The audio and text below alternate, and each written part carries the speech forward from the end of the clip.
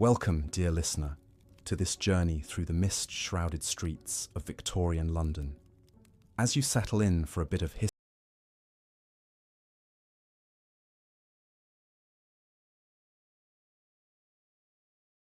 history to unwind your day, I invite you to pause for a moment and leave a comment sharing where in the world you're tuning in from and what time of day it is for you right now.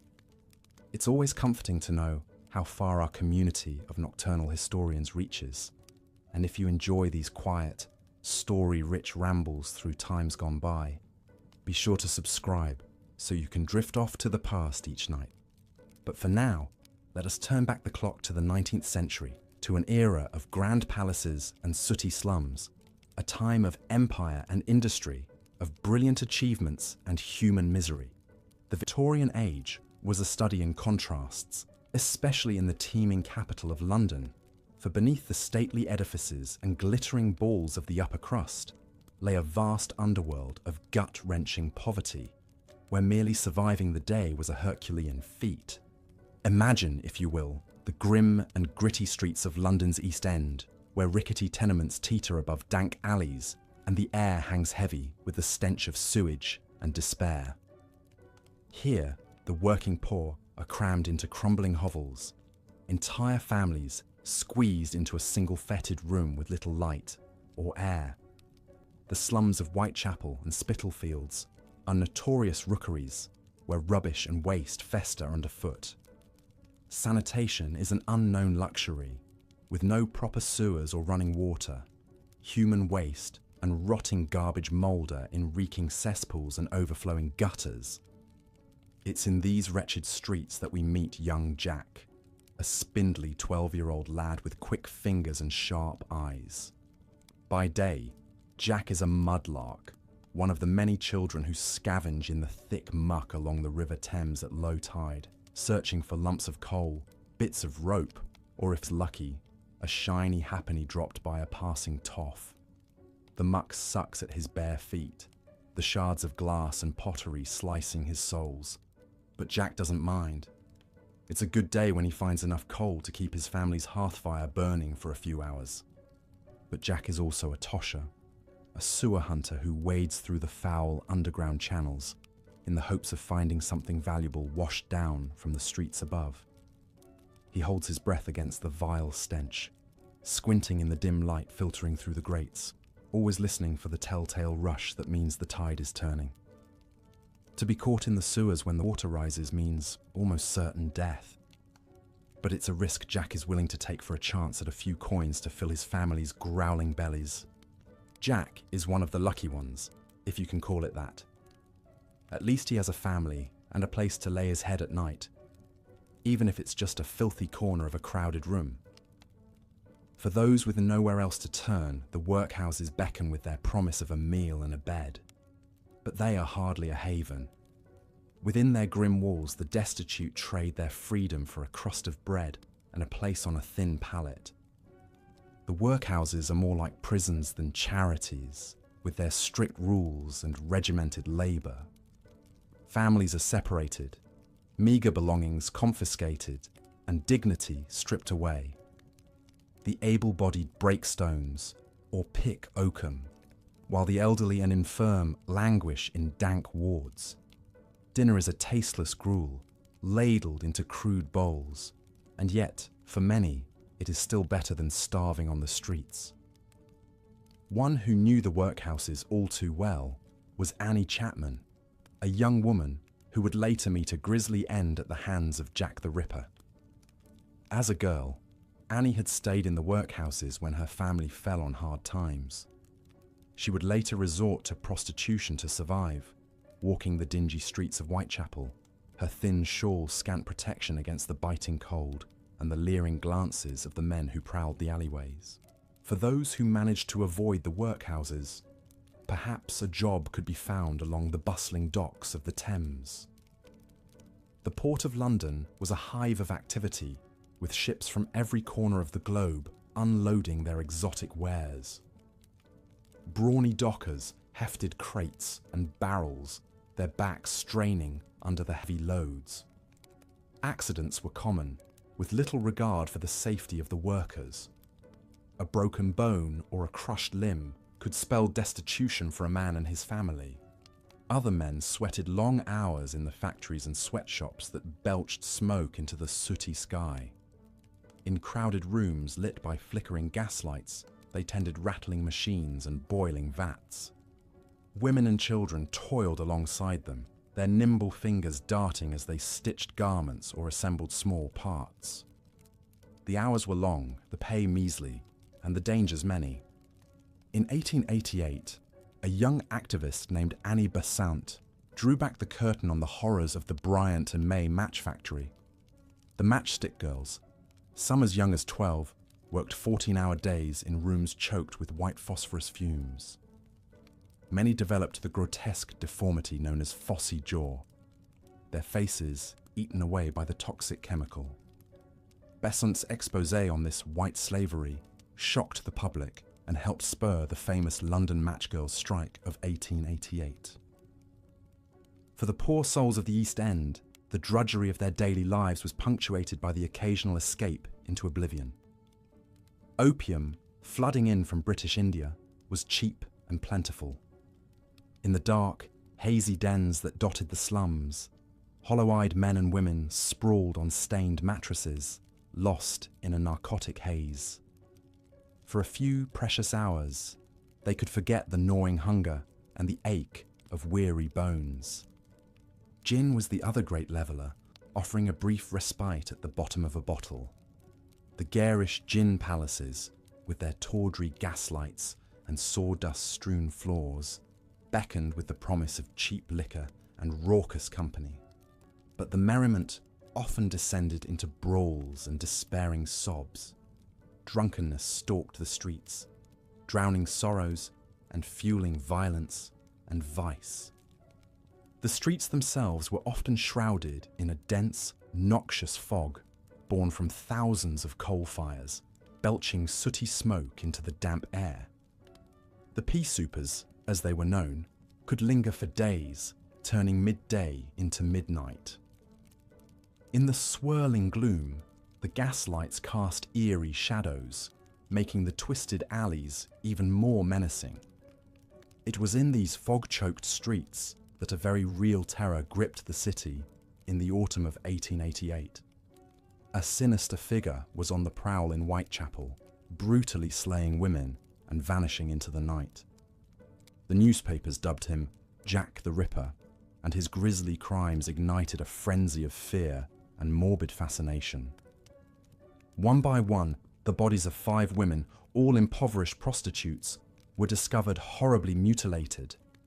The police seemed powerless to stop the carnage, their investigations stymied by the dark, twisting streets and the suffocating fog. Wild theories flew as to the identity of the fiend. Was he a doctor, a butcher, a foreign sailor, or even a member of the royal family? Despite the best efforts of the police, Jack the Ripper was never unmasked.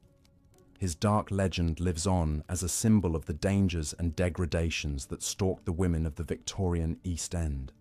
For those who lived and died in those mean streets, there was little justice and less mercy. Indeed, death was a constant spectre in Victorian London, especially for the poor. Disease ran rampant in the filthy, overcrowded slums.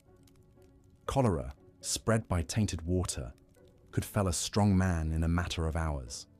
Typhoid, tuberculosis, and smallpox claimed countless lives. For the upper classes, mourning was an art form, with elaborate rituals and strict codes of etiquette. Queen Victoria herself famously wore black for 40 years after the death of her beloved Prince Albert. But for the poor, even a proper burial was often out of reach.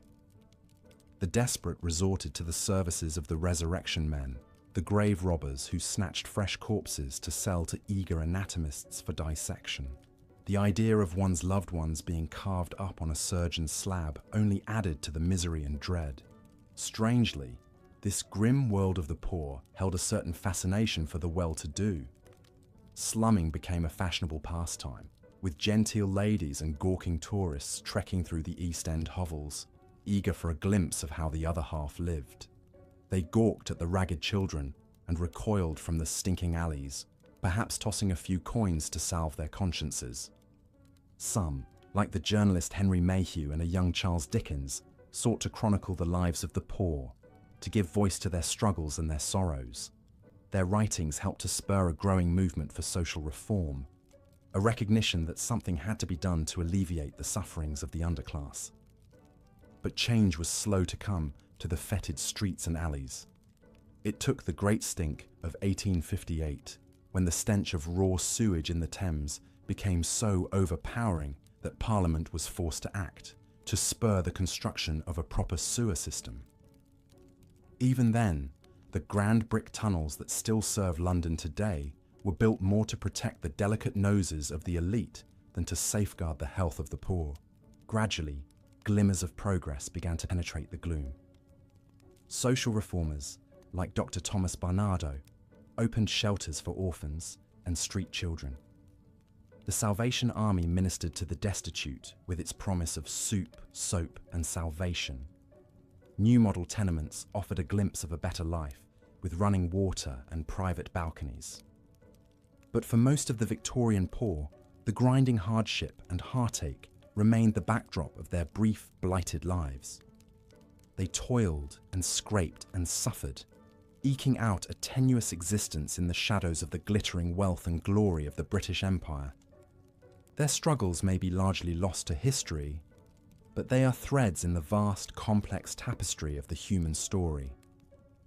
As we look back at Victorian London, at its fog-shrouded streets and its gas-lit horrors, we see a city of towering contrasts, of magnificent achievements and gut-wrenching misery, of glittering opulence and abject despair. It was an age of progress and of exploitation, of soaring hopes and dashed dreams. The poor may have been swept to the margins, but their lives mattered, their stories deserved to be told. So let us remember them, these forgotten souls, who lived and died in the shadows of history. Let us marvel at their resilience in the face of unimaginable hardship, and let us mourn for the lives cut short by poverty, disease, and despair. Above all, let us learn from their struggles, and let their suffering spur us to build a world of greater justice, compassion, and opportunity for all. And with that, dear listener, we come to the end of our journey through the dark streets of Victorian London. I hope that this small window into the past has given you a deeper appreciation for the struggles and triumphs of those who came before us. May their stories linger with you as you drift off to sleep, and may you awaken with a renewed sense of empathy and compassion for all those who still suffer in the shadows of our bright, shining world. Until next time, this is your humble guide to the bygone days, bidding you a fond good night. May your dreams be sweeter than the harsh realities of the past, and may you find solace in the knowledge that even in the darkest of times, the human spirit endures. Good night. The pain and misery of London's poor began to stir the conscience of wider society in the Victorian era. Social reformers and philanthropists took up the cause, advocating for change and working to provide some measure of relief to the suffering masses. One such crusader was Charles Dickens, the beloved novelist whose vivid depictions of poverty and injustice helped awaken the public to the plight of the underclass. Born in 1812, Dickens knew firsthand the sting of hardship. As a boy, his father was sent to debtor's prison, forcing young Charles to leave school and work in a factory pasting labels on bottles of bootblacking. The experience left a deep impression on the sensitive and observant child. As Dickens rose to fame as a writer, he used his platform to shed light on the dark underbelly of Victorian society. His novels are populated with unforgettable characters drawn from the ranks of the poor and downtrodden, from the orphan Oliver Twist, who famously asked for more gruel in the workhouse, to Little Nell, a young girl who wanders the industrial wasteland, to Joe the crossing sweeper from Bleak House, who knows nothing of the world beyond his meagre street existence. Dickens wove cutting social commentary into his colourful tales of London life. He railed against the greed and indifference of the wealthy and the cruel inhumanity of institutions like the workhouses and debtors' prisons. His immense popularity meant his message reached all strata of society. It's said that his works did more to raise awareness of poverty than the crusading speeches of any politician. Dickens was also instrumental in founding Urania Cottage, a home for young women who had turned to theft or prostitution. Rather than treat them as irredeemable outcasts, the home provided rehabilitation through education, training, and the opportunity for a fresh start. A radically progressive approach for the time. Residents were taught domestic skills like cooking and sewing, with the aim of securing respectable employment, often in the colonies. The great author's actions revealed his belief that, with support and means, even those consigned to society's margins could rise above squalid circumstances. In his own life, he quietly assisted individuals in need, answering a flood of letters appealing for help. Dickens' deep moral conscience and empathy for the poor made him one of the Victorian age's most passionate advocates for their cause. Dickens' life and legacy exemplify how the winds of social change began to stir, however tentatively, amidst the grim poverty of Victorian London. Reformist attitudes slowly gained ground thanks to activists, politicians, and authors who forced the public to confront the injustices and indignities the poor faced daily. It would be a long, slow road to meaningful progress for society's wretched refuse. But the first halting steps were being taken. Another flicker of light in the gloom came from Baroness Angela Burdett Coutts, one of the wealthiest women of the Victorian age and a pioneer of philanthropy. Born in 1814 to a prominent banking family, she inherited a vast fortune at the age of 23, instantly becoming one of the richest individuals in England. But rather than indulge in a life of luxury, Angela developed a passion for charitable works. Burdett Coutts focused her efforts on assisting the poor in London's East End, one of the city's most notoriously blighted areas. She financed the construction of model tenements to replace squalid slums, providing clean, affordable housing for hundreds of families. She established a sewing school to teach young women marketable skills and founded a home for fallen women, those who had resorted to prostitution out of desperation. Her approach was innovative in treating the poor with a measure of dignity and respect, in contrast to the harsh judgment and condescension they usually faced from their betters. Burdett Coutts was also groundbreaking in her determination to tackle the roots of poverty, not just provide temporary relief. She funded projects to improve sanitation and access to clean water, rightly seeing that disease and poor hygiene were major factors keeping people trapped in poverty. The Baroness was a fierce advocate for the rights and welfare of children, appalled by the grim fates of London's impoverished youth. She campaigned against the practice of using young boys as chimney sweeps, one of the era's most brutal and dangerous forms of child labour. Small children were sent scrambling up narrow, maze-like chimneys, choked with coal soot and carcinogenic creosote. Many suffered respiratory ailments, deformities from contorting their growing bodies, and sometimes suffocated when they became stuck. Burdett Coutts used her influence to lobby for protective legislation, resulting in the Chimney Sweepers and Chimneys Regulation Act of 1840, which prohibited the use of children under 16 for this work. She was also a key supporter of the Ragged School movement, which established hundreds of free schools to educate poor children and keep them off the streets. Well into her 80s, Burdett Coutts continued to pour her time and fortune into bettering the lives of London's forgotten poor. Contemporaries described her as having an almost saintly aura, her face lined with sympathy and wisdom. Queen Victoria herself was so taken with the Baroness's good works, she proposed elevating her to the peerage, making her the first woman to be made a peer in her own right. The Baroness's shining example helped inspire a new ethic of philanthropy among Britain's upper crust. It became fashionable to support charitable causes, and more of London's elite began funneling portions of their wealth to help the needy. High society magazines breathlessly reported on glittering charity balls and the donation goals reached. Of course, some of this was more about keeping up appearances and social one-upmanship than heartfelt benevolence. But it nonetheless meant an influx of funds to fuel the efforts of reformers. Naturally, this top-down charity was a far cry from truly shifting the balance of power and means in Victorian society. The poor were still viewed more as pitiable objects of mercy than fully equal human beings. Much of the money went to short-term handouts rather than deeper structural changes. A great many among the wealthy still clung to the old Victorian shibboleth that poverty stemmed from moral failing and weak character. But it was a start.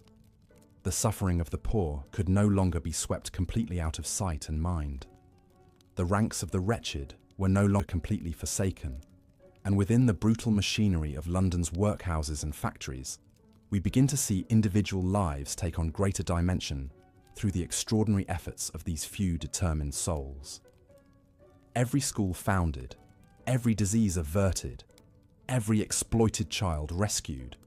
Each was a tiny victory for hope in the face of the era's crushing hardships. As the 19th century wound to a close, the lot of London's labouring poor saw some slow but notable improvements. Grassroots labour movements, having begun to find their footing and rally working people to their cause, won a series of key reforms through dogged activism and pressure. The Reform Act of 1867 extended the vote to more working-class men, giving them a voice in the halls of power for the first time. The Elementary Education Act of 1870 established a system of government-funded schools, opening the door to education for countless poor children. The Trade Union Act of 1871 legalized unions and protected the right to strike, a major milestone in leveling the field between workers and their employers. And the Factory Act of 1878 set limits on the workday, a move towards more humane labor conditions. Life was still unrelentingly harsh for most poor Londoners as the Victorian era ended, but the seeds of positive change had been planted. The misery and squalor that had once been ignored now stirred a social conscience and sense of responsibility.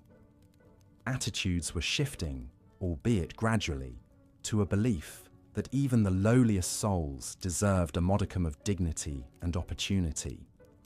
Victorian London will always be remembered for its appalling poverty, but it was also the beginning of a steady march towards justice and equality.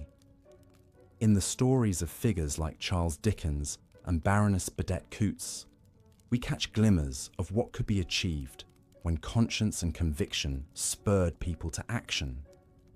Their deeds foreshadow social activism movements that would gather momentum in the 20th century and beyond. So the next time you stroll past the splendid architecture of central London, the regal halls of Westminster, the grand dome of St. Paul's Cathedral, the palatial facades of the West End manors, take a moment to reflect on the human cost and suffering woven into their history. But also remember the precious strands of hope and decency stubbornly taking root in those brutal times. And spare a thought for young Jack the Mudlark, scavenging the foul banks of the Thames to scrape by, his bare feet cut and muddied.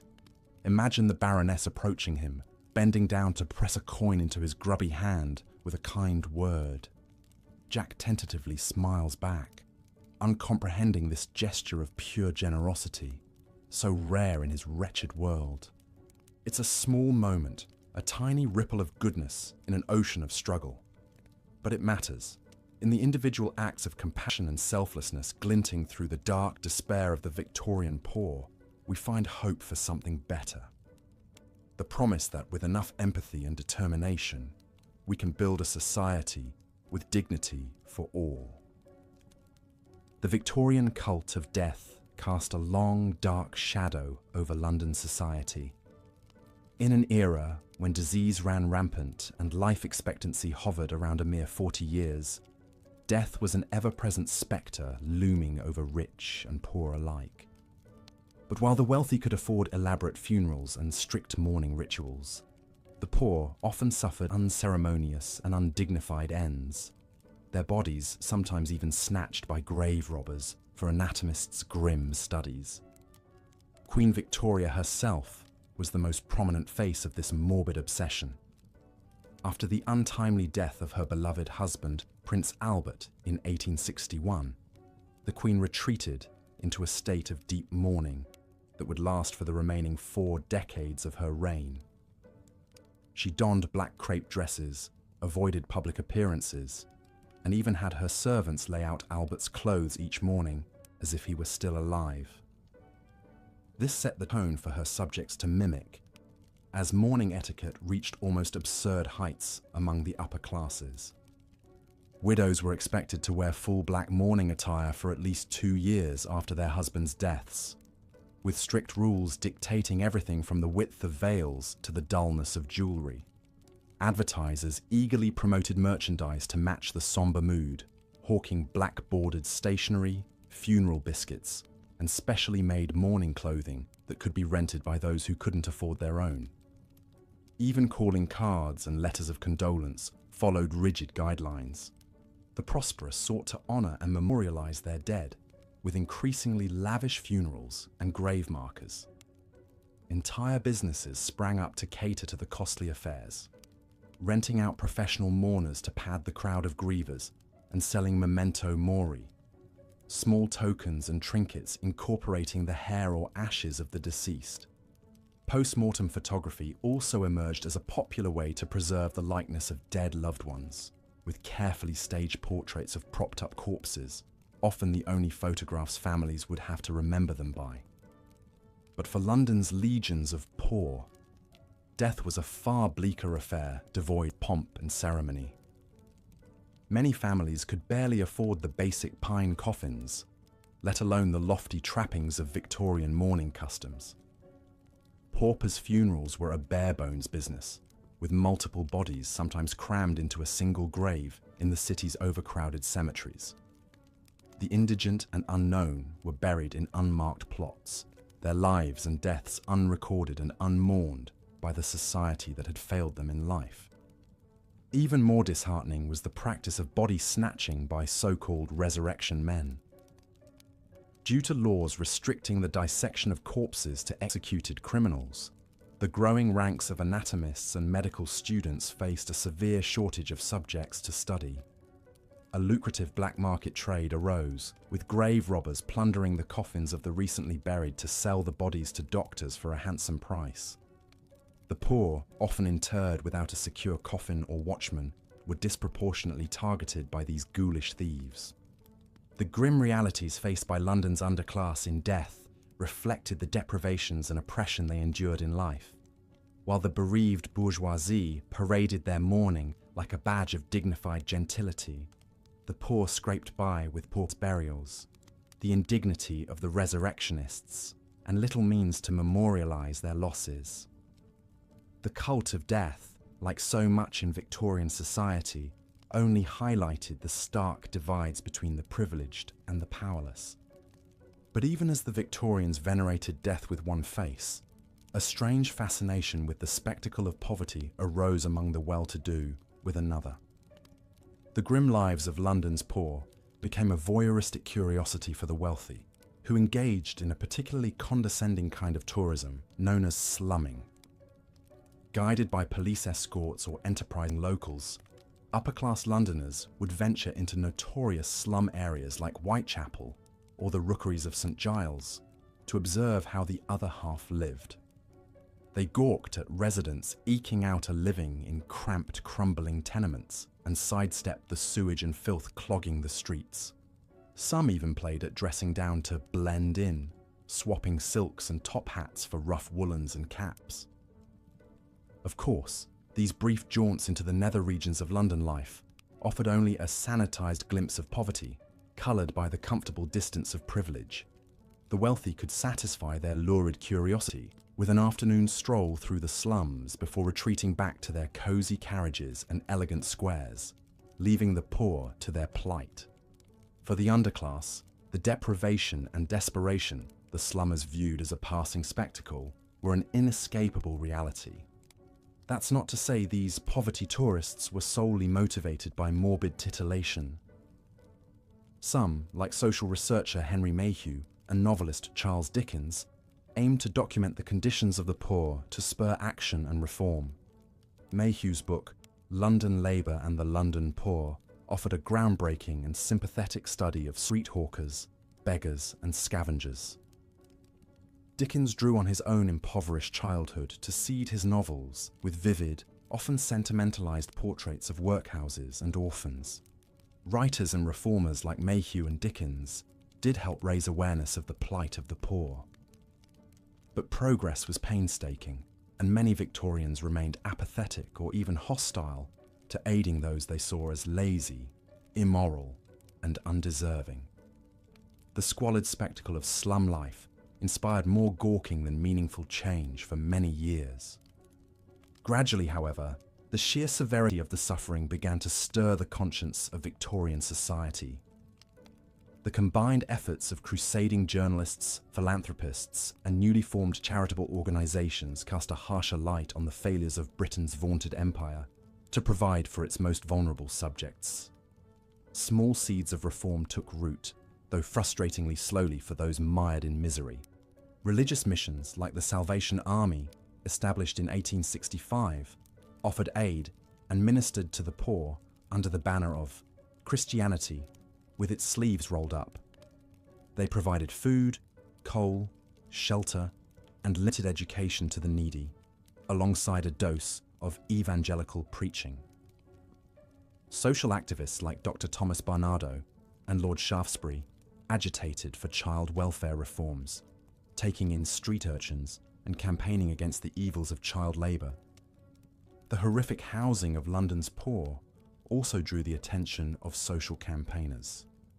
American journalist Jacob Riis chronicled the squalid conditions in his muckraking classic How the Other Half Lives, which spurred slum clearance efforts and the construction of model dwellings, like the Peabody Estates.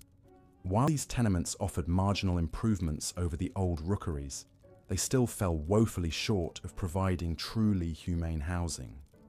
Other gradual gains, like the Education Act of 1870 that allocated government funds for new schools and the formation of settlement houses to aid poor families, marked tentative but important steps towards easing the burden of poverty. But the pace of progress failed to match the urgency of need, and hundreds of thousands of Londoners continued to subsist in wretched conditions for decades to come.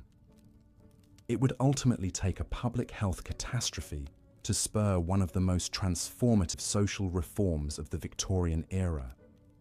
For years, London's primitive sanitation system had struggled to contain the massive amount of waste produced by the booming city. Human excrement and industrial runoff drained into rickety cesspools and crude sewers that emptied directly into the Thames, contaminating wells and spreading waterborne diseases like cholera. The hot summer of 1858 brought this festering problem to a head in the form of the Great Stink. Unusually high temperatures coupled with a lack of rainfall left the river a stagnant, reeking soup of human and animal waste. The stench was so overpowering that sheets soaked in lime chloride were draped over the windows of Parliament in a futile attempt to keep the odious vapours at bay, with many politicians taking to carrying nosegays to suppress their gags. Fears that the fetid miasma would spark another deadly cholera epidemic finally pushed legislators to act. They granted funding to the Metropolitan Board of Works to construct a groundbreaking network of brick-lined interceptor sewers and pumping stations, designed by Chief Engineer Joseph Bazalgette, to carry waste far downstream from the city centre. The Southern Outfall sewer alone stretched a staggering 7 miles long. Along the way, the Thames embankment was built to further beautify and sanitize the river. Completed in 1865, Bazalgette's pioneering sewer system was a massive feat of civil engineering that vastly improved public health and hygiene for Londoners of all classes. Cholera cases plummeted and the noxious odours abated. The Thames began to recover from centuries of abuse. The benefits of this investment are still enjoyed by the city today, a rare bright spot of unequivocal progress amid the murky miseries of Victorian London. For despite the halting reforms and works of mercy, the poor still faced a harsh and heartbreaking reality as the 19th century wound to a close. Children laboured in dangerous factories and scavenged for scraps in scrapyards. Women sold matches and flowers for pennies or resorted to prostitution to fill their bellies. Families wasted away in workhouses and rotted in rookeries. The very embodiment of this enduring suffering can be seen in the infamous murders of 1888. That year, a string of brutal killings shocked the city and cast a global spotlight on the festering underbelly of the empire's capital. At least 5 women, all poor prostitutes scraped from the streets of Whitechapel, were viciously murdered and mutilated by a shadowy figure who taunted police with mocking letters signed, "Jack the Ripper." The Ripper's savage crimes and the fumbling failure of authorities to catch the culprit embodied both the vulnerability of the underclass and the cruel indifference of the metropolis they struggled to survive in. As the fog swirled and the gaslight flickered over the gothic gloom of those damp autumn nights, one could almost imagine the city as a single organism pulsing with life and death, indifferent to the insignificant souls swallowed up in its bowels. The ragged woman who drew her last breath in a dim alley with a knife buried in her throat was just one more scrap of human refuse churned up and spat out by the great, groaning machine of empire. The enduring horror and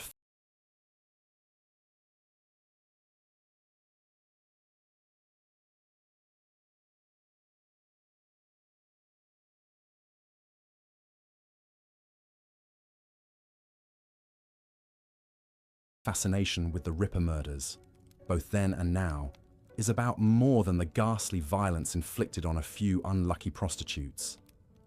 It was the purest distillation of the everyday miseries and dangers that defined life for the poor. The casual cruelties, the crippling want, the gnawing despair that could be ended with the slash of a knife or a plunge into the Thames. The Ripper was never caught, but his victims achieved a grim celebrity in death they never enjoyed in their hard knocks lives. Their images and stories, however distorted and sensationalized, still flicker in the collective memory as a reminder of the human toll exacted by this unforgiving era. They stand in for the thousands of other anonymous sufferers whose tales of woe were left untold and unremembered. But even in these lowest depths of despair, we can find faint glimmers of hope and resilience. The orphan who defied the odds to survive the streets, the weary mother who still mustered a wan smile for her children, the malnourished matchgirl who dared to dream of a better life. Their struggles may have been largely invisible to their wealthier neighbours, lost in the shadows and squalor, but they were no less real or worthy. As the curtain closed on the 19th century and Queen Victoria's long reign, change was slowly creeping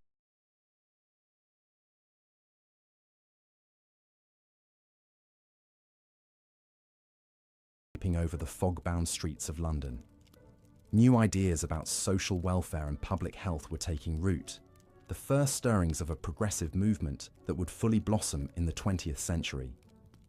The old medieval holdover of the workhouse would soon be phased out, replaced by more humane forms of aid. Compulsory education and child labour laws would give more young people a chance at a better future. Of course, poverty and inequality would persist as harsh facts of London life for generations to come, as they still do today. The city may gleam with steel and glass now instead of soot and brick, but the spectre of want still lurks in its corners and crevices. There are still children who go to bed hungry, still exhausted labourers struggling to make ends meet, still forgotten souls huddled in doorways. But perhaps by confronting the cruelties of the past, we can find the courage and conviction to ease the suffering of the present. The voices of Victorian London's poor still whisper to us from across the ages, urging us to do better, to be better, to see the humanity in every face no matter how begrimed or bedraggled. to remember that a great society is measured not by its wealth and power, but by how it treats its most vulnerable members. So let us take a moment to mourn the hard lives and lonely deaths of those who fell through the cracks of this glittering empire, ground beneath the wheels of progress. Let us acknowledge the pain and the misery etched into the foundations of the modern metropolis. But let us also honor the perseverance and the dignity of those who endured, the unsung survivors who scratched out another day in the face of a world that would have happily forgotten them. Their stories may be lost to time, but their struggles still echo in the very bricks and cobblestones of London town. By listening closely, we can hear them whispering still, in the rattle of the tube, the cries of the gulls along the Thames, the clatter of footsteps down a darkened alley. They are the city's secret heartbeat, its restless ghosts, the faint but unshakable conscience that pricks and pulls beneath the polished surface. Life in Victorian London was brutal, yes, but it was also vibrantly, defiantly human in all its grit and grime and gallows humour.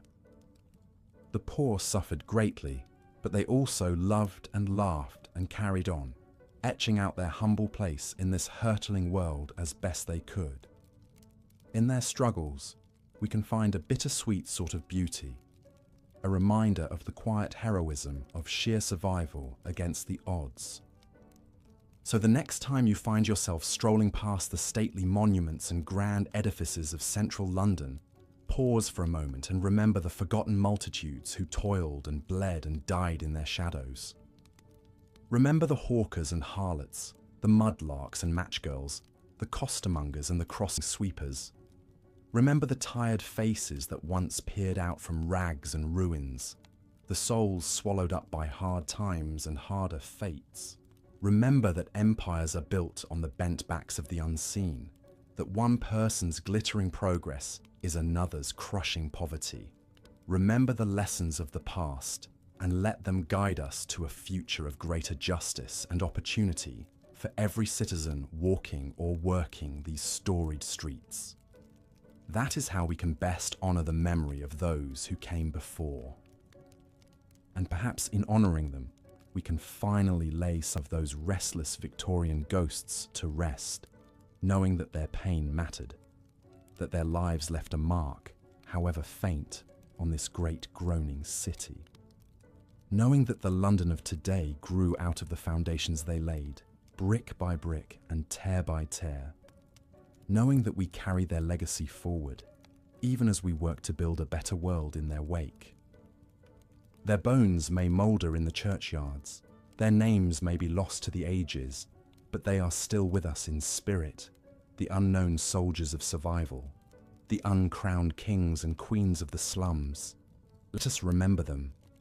Let us mourn them, but above all, let us learn from them. For in their struggles, we can find the seeds of a more compassionate and equitable London, a city that uplifts the lowest and looks after the least, that sees the worth in every soul who walks its winding ways. It's a vision the Victorians themselves could scarcely have imagined as they scurried through the shadows, but one we must strive for still, with all the grit and resilience of those who came before us. One where no child goes hungry, no worker fears for their safety, no soul is left to waste away in want and despair. A London and a world that belongs to everyone, forged in the fires of empathy and understanding. May that be the true legacy of this tumultuous time, not the darkness, but the light that glimmered stubbornly through the gloom, guiding us onward. Not the suffering, but the spirit that somehow rose above. Not the brutality, but the humanity that could never be broken, no matter how hard the times, no matter how long the odds. A humanity that still shines out to us across the centuries, luminous and unquenchable, lighting the way to a brighter tomorrow for all who follow in those faded footsteps. The terrifying crimes of Jack the Ripper cast a dark pall over the streets of Victorian London in 1888. Against the eerie backdrop of swirling fog and flickering gaslight, a faceless murderer stalked the back alleys and shadowy corners of the impoverished East End. The Ripper's grisly rampage began in the early morning hours of August 31st. A carman, on his way to work, stumbled upon the crumpled body of Mary Ann Nichols, sprawled in a pool of blood on the cobblestones of Bucks Row. Nichols, known as Polly to her friends, was one of countless women forced to resort to a life of prostitution in the hardscrabble neighborhood of Whitechapel. Her killer had slashed her throat to the bone with 2 deep cuts, nearly severing her head, before turning the blade on her abdomen with vicious, jagged mutilation. Polly Nichols was but the first of 5 desperate women who fell victim to the Ripper's reign of terror that autumn. Their broken bodies turned up like clockwork, each one more brutally butchered than the last. Annie Chapman in the backyard of Hanbury Street, Elizabeth Stride in Dutfield's Yard, Catherine Eddowes in Mitre Square, and finally, young Mary Jane Kelly in the dingy room where she lived and worked on Miller's Court. As the bodies piled up and the press churned out lurid headlines and gory details, a ripperologist frenzy gripped the public imagination. The crude, surgical nature of the killings led many to speculate the murderer possessed anatomical knowledge. Perhaps a doctor, surgeon, or medical student. Vigilante groups and private citizens prowled the streets in search of suspicious characters. Anyone seemed a potential suspect in the fog of fear and rumor swirling through the city. The Metropolitan Police, in over their head with such ghastly crimes, struggled mightily to identify the killer. The Ripper seemed to strike with impunity, then melt into the shadows of the slums. In truth, the police faced a daunting challenge, up against a tangled warren of bleak rooming houses, narrow alleyways, dank courts and decrepit tenements. The East Enders themselves were a transient and insular lot, distrustful of authority and often reluctant to cooperate. Inspector Frederick Aberline, a seasoned detective, led the increasingly desperate hunt for the Ripper. Theories and tips by the hundreds poured in from a riveted public. One lead centered on an American quack doctor named Francis Tumblety, who had skipped bail and fled to the States just as the murders reached their grisly peak. Others suspected a Jewish bootmaker named John Pizer or a deranged medical student named Montague Druitt. The most tantalizing clues may have come directly from the Ripper himself.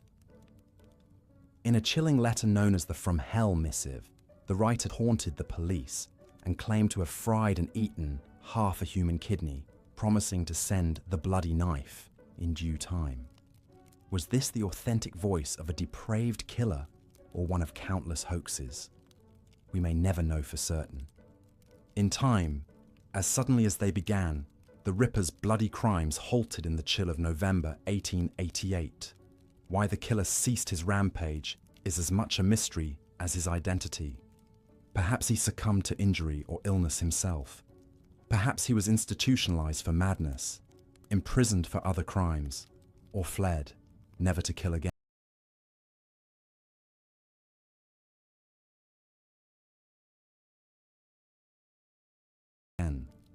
Whatever the reason, the Ripper was never unmasked, never brought to justice for his heinous deeds. For all the terror he sowed in his time, Jack the Ripper's enduring legacy is to have shone a light on the dark underbelly of Victorian London.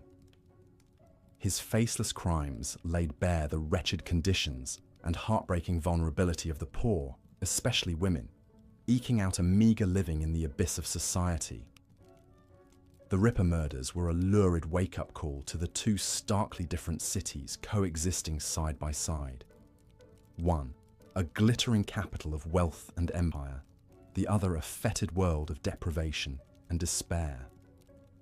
While the poor had always suffered in the shadows of the slums, the Ripper killings splashed their plight across the headlines in gruesome detail. In death, the tragic victims, Polly, Annie, Elizabeth, Catherine, and Mary Jane, gave a silent voice to the voiceless. Their spilled blood cried out from the cobblestones for the world to bear witness to life in the gutter of the great metropolis. Even without a face or a name, Jack the Ripper became the ghoulish embodiment of all the cruelty, vice, and inhumanity festering beneath the genteel veneer of Victorian society. The murders exposed a literal ripping of that carefully cultivated facade, forcing London to confront the misery it had long failed to alleviate for its most vulnerable citizens. Painfully, slowly, the first seeds of social progress and reform began to germinate in the aftermath of horror. So the Ripper, whoever he was, faded into the fog and passed from man to myth. But his blood-soaked crimes still echo through the centuries, an awful reminder of the steep human cost of unchecked urban poverty and despair. The women he cut down in their prime will forever haunt the alleys of Whitechapel and the conscience of a city that once simply turned a blind eye to their struggle.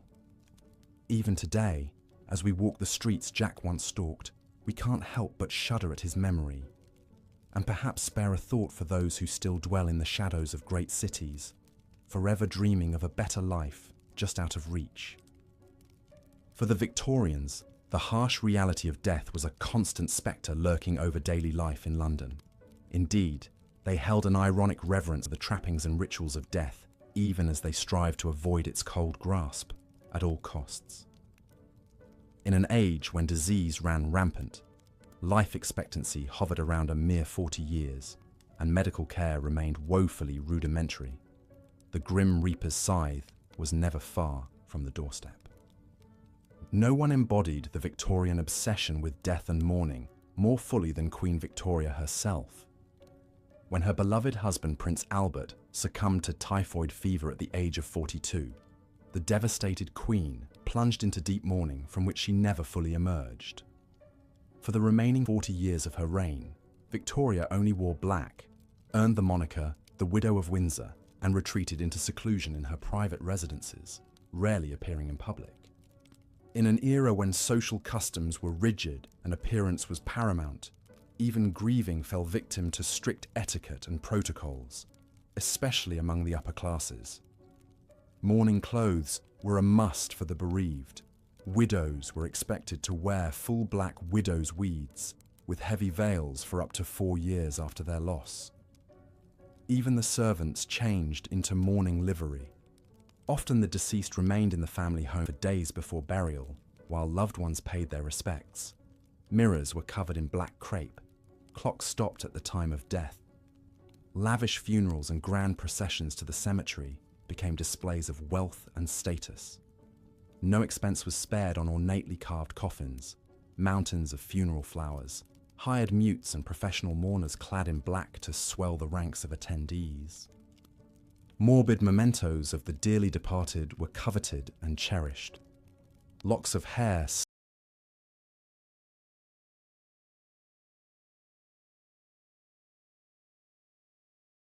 snipped from the dead were woven into lockets and rings. Stark photos of the deceased, artfully arranged on their deathbeds, became precious keepsakes, a phenomenon known as memento mori, Latin for "remember you must die." Advertisers capitalized on the constant shadow of death, hawking everything from black-bordered stationery and handkerchiefs to special funeral biscuits. For London's poorer inhabitants, even a good death was a luxury far beyond reach. The overcrowded slums and wretched rooming houses of the East End witnessed an endless tide of anonymous souls slipping away on soiled mattresses or mouldering straw without a loving hand to ease their passing.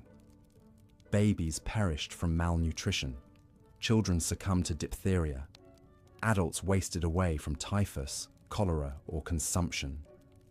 Death was a daily occurrence, unremarkable and unmourned. With only threadbare rags on their backs, few of the lower classes could afford the pomp of a proper burial. Instead, the dead were laid out in their meagre dwellings, often among the living, until someone could scrounge together a few shillings for the undertaker. Then the body was carted off for a hasty, no-frills interment in one of London's sprawling, squalid graveyards. At the start of the Victorian era, even many large cemeteries lacked adequate space to properly bury the indigent and poor. Older churchyard cemeteries, particularly in teeming neighbourhoods like St Giles and Southwark, had been packed with bodies for centuries. Fresh remains were simply dumped into shallow graves, dug among the jumbled bones of the long-forgotten. Only later did the city establish new park-like cemeteries outside the central core to provide more room and dignity for the dead. Still, even in their final rest, the poor remained vulnerable to those who would exploit and defile them. Enter the resurrectionists, or body snatchers, those grave-robbing miscreants who plundered fresh corpses from their coffins to sell to anatomists and medical students. Until the Anatomy Act of 1832, only the bodies of executed criminals could be legally dissected. The resurrectionists helped meet the brisk demand for black market cadavers.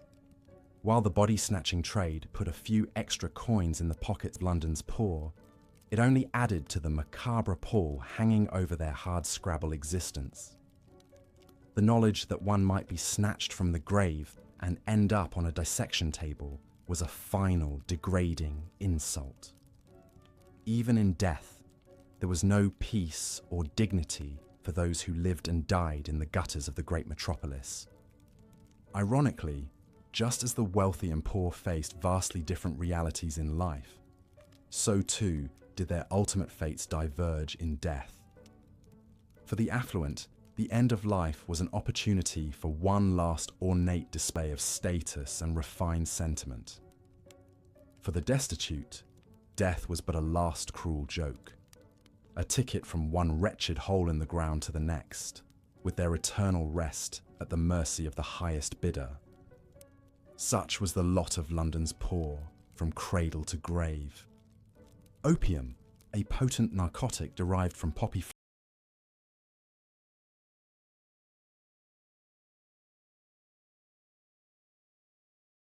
flowers and imported in huge quantities from British India, offered the poor of London a tantalising escape from their daily drudgery and despair.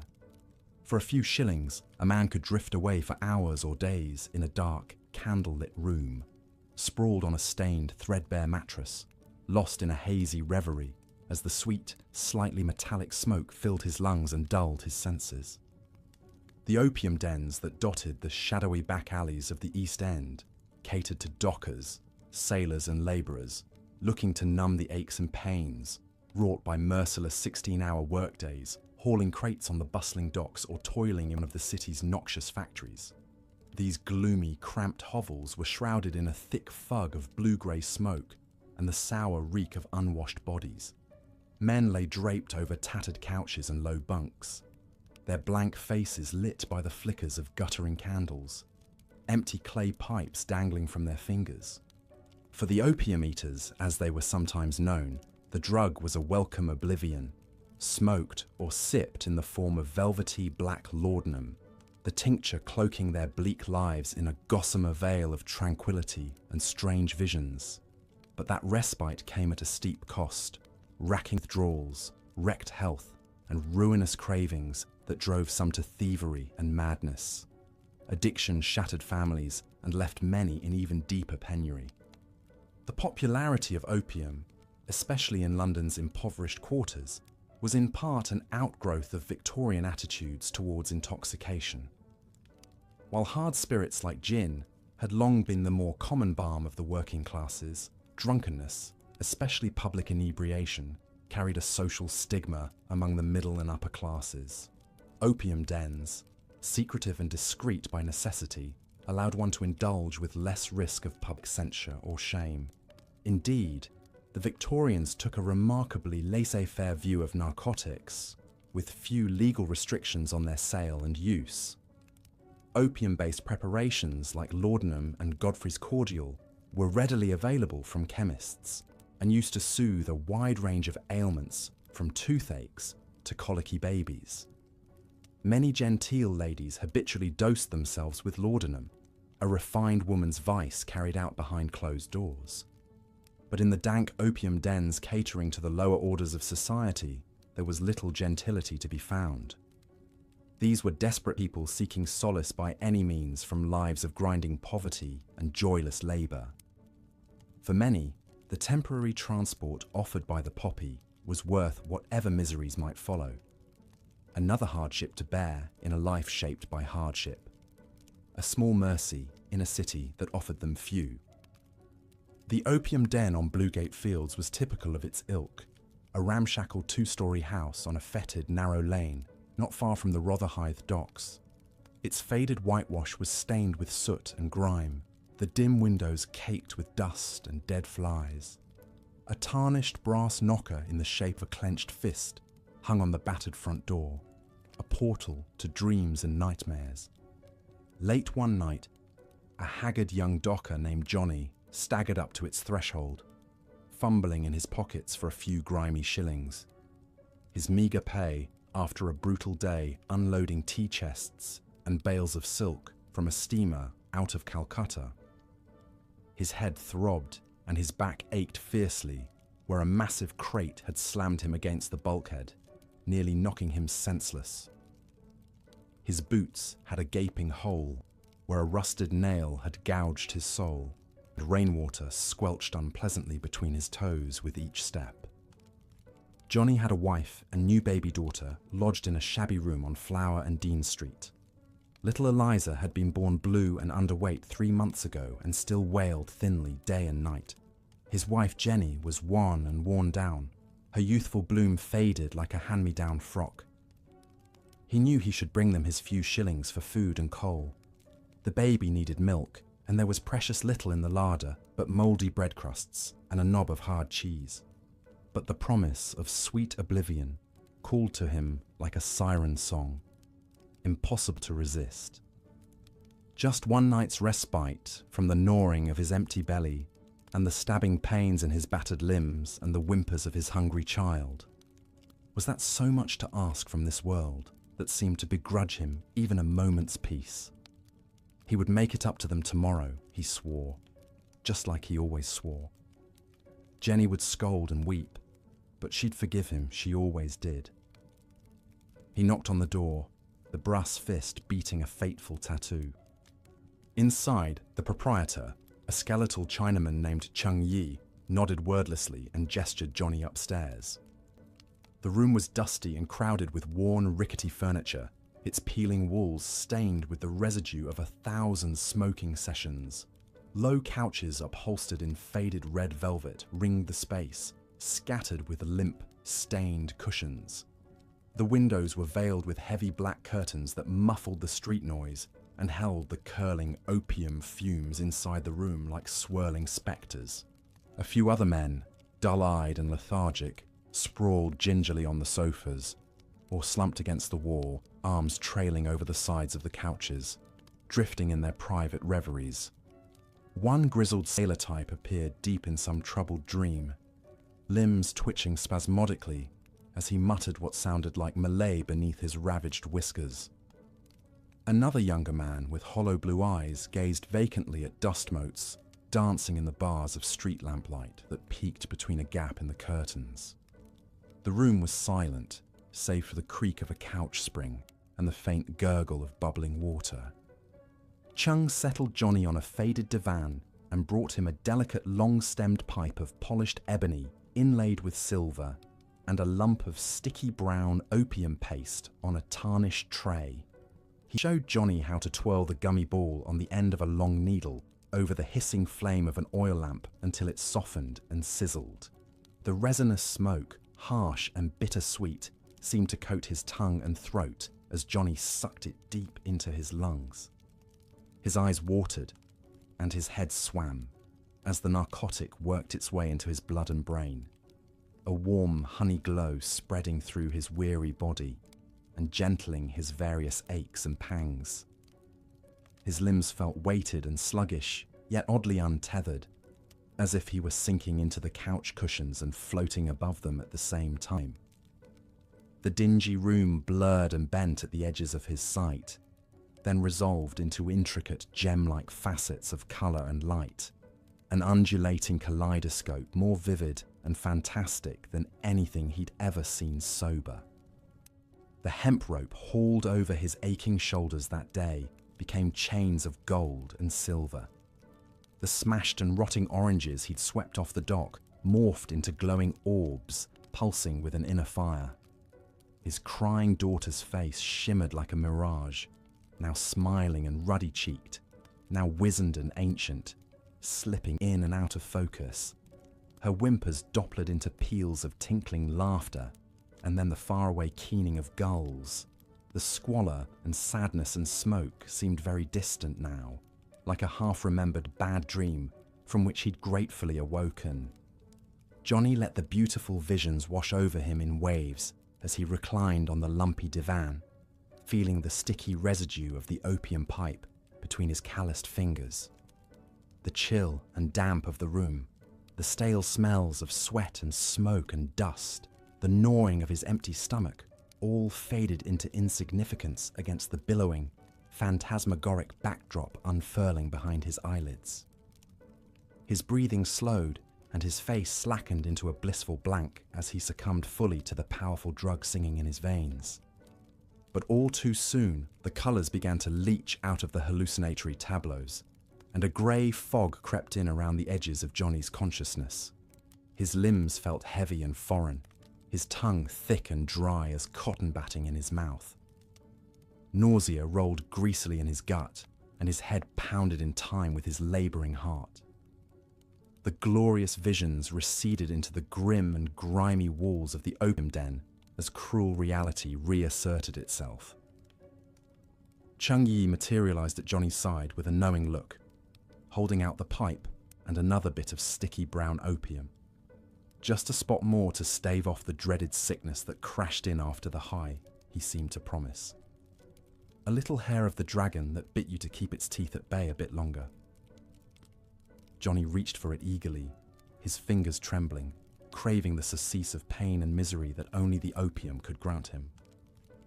The hours slid by in an endless cycle of bitter smoke and cloying dreams, the room filling and emptying with hollow-eyed wraiths as the night bled into a grey and dismal dawn. At some point, Johnny stumbled down the stairs and out into the filthy alley, retching weakly as the cold light stung his eyes. He felt wretched and empty, wrung out like a damp rag, but a blessed numbness still cocooned his mind and body against the sharp edges of the world and his unhappy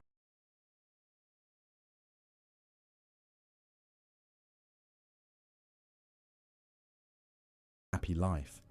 He turned for home on unsteady legs to face Jenny's tear-streaked reproaches and little Eliza's thin, hungry cries. The fleeting glimpse of beautiful oblivion was worth any recriminations they could heap upon his aching head. He had no coin left for food, but tomorrow he would earn more on the docks, and then perhaps a bit of bread and milk for his girls.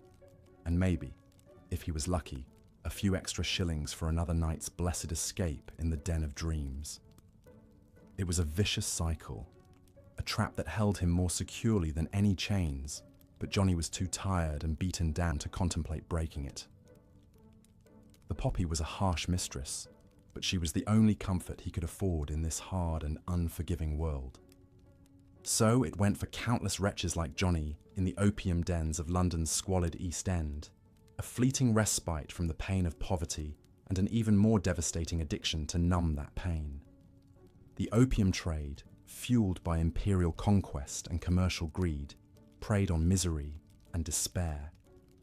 The same tall ships that brought the city wealth and global power in their holds left ruin and broken lives in their wake.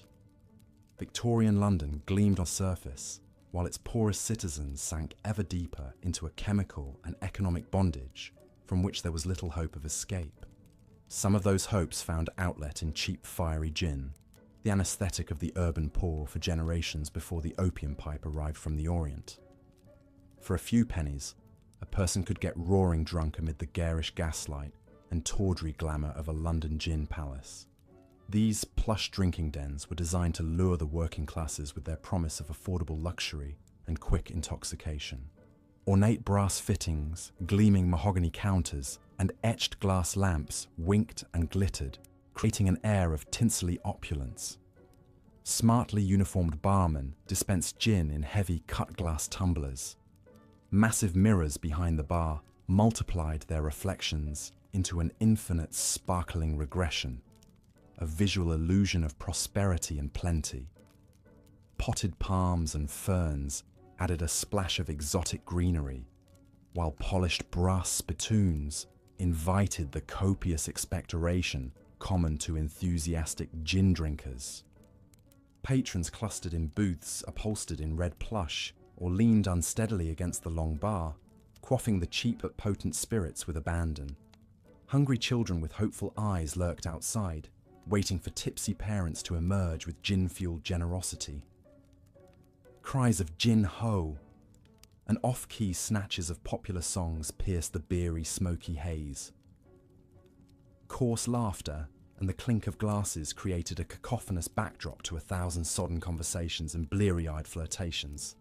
The White Hart Gin Palace on the corner of Whitechapel High Street and Osborne Street was a brightly blazing beacon in that run-down rookery, its gaslight spilling out onto the wet cobblestones.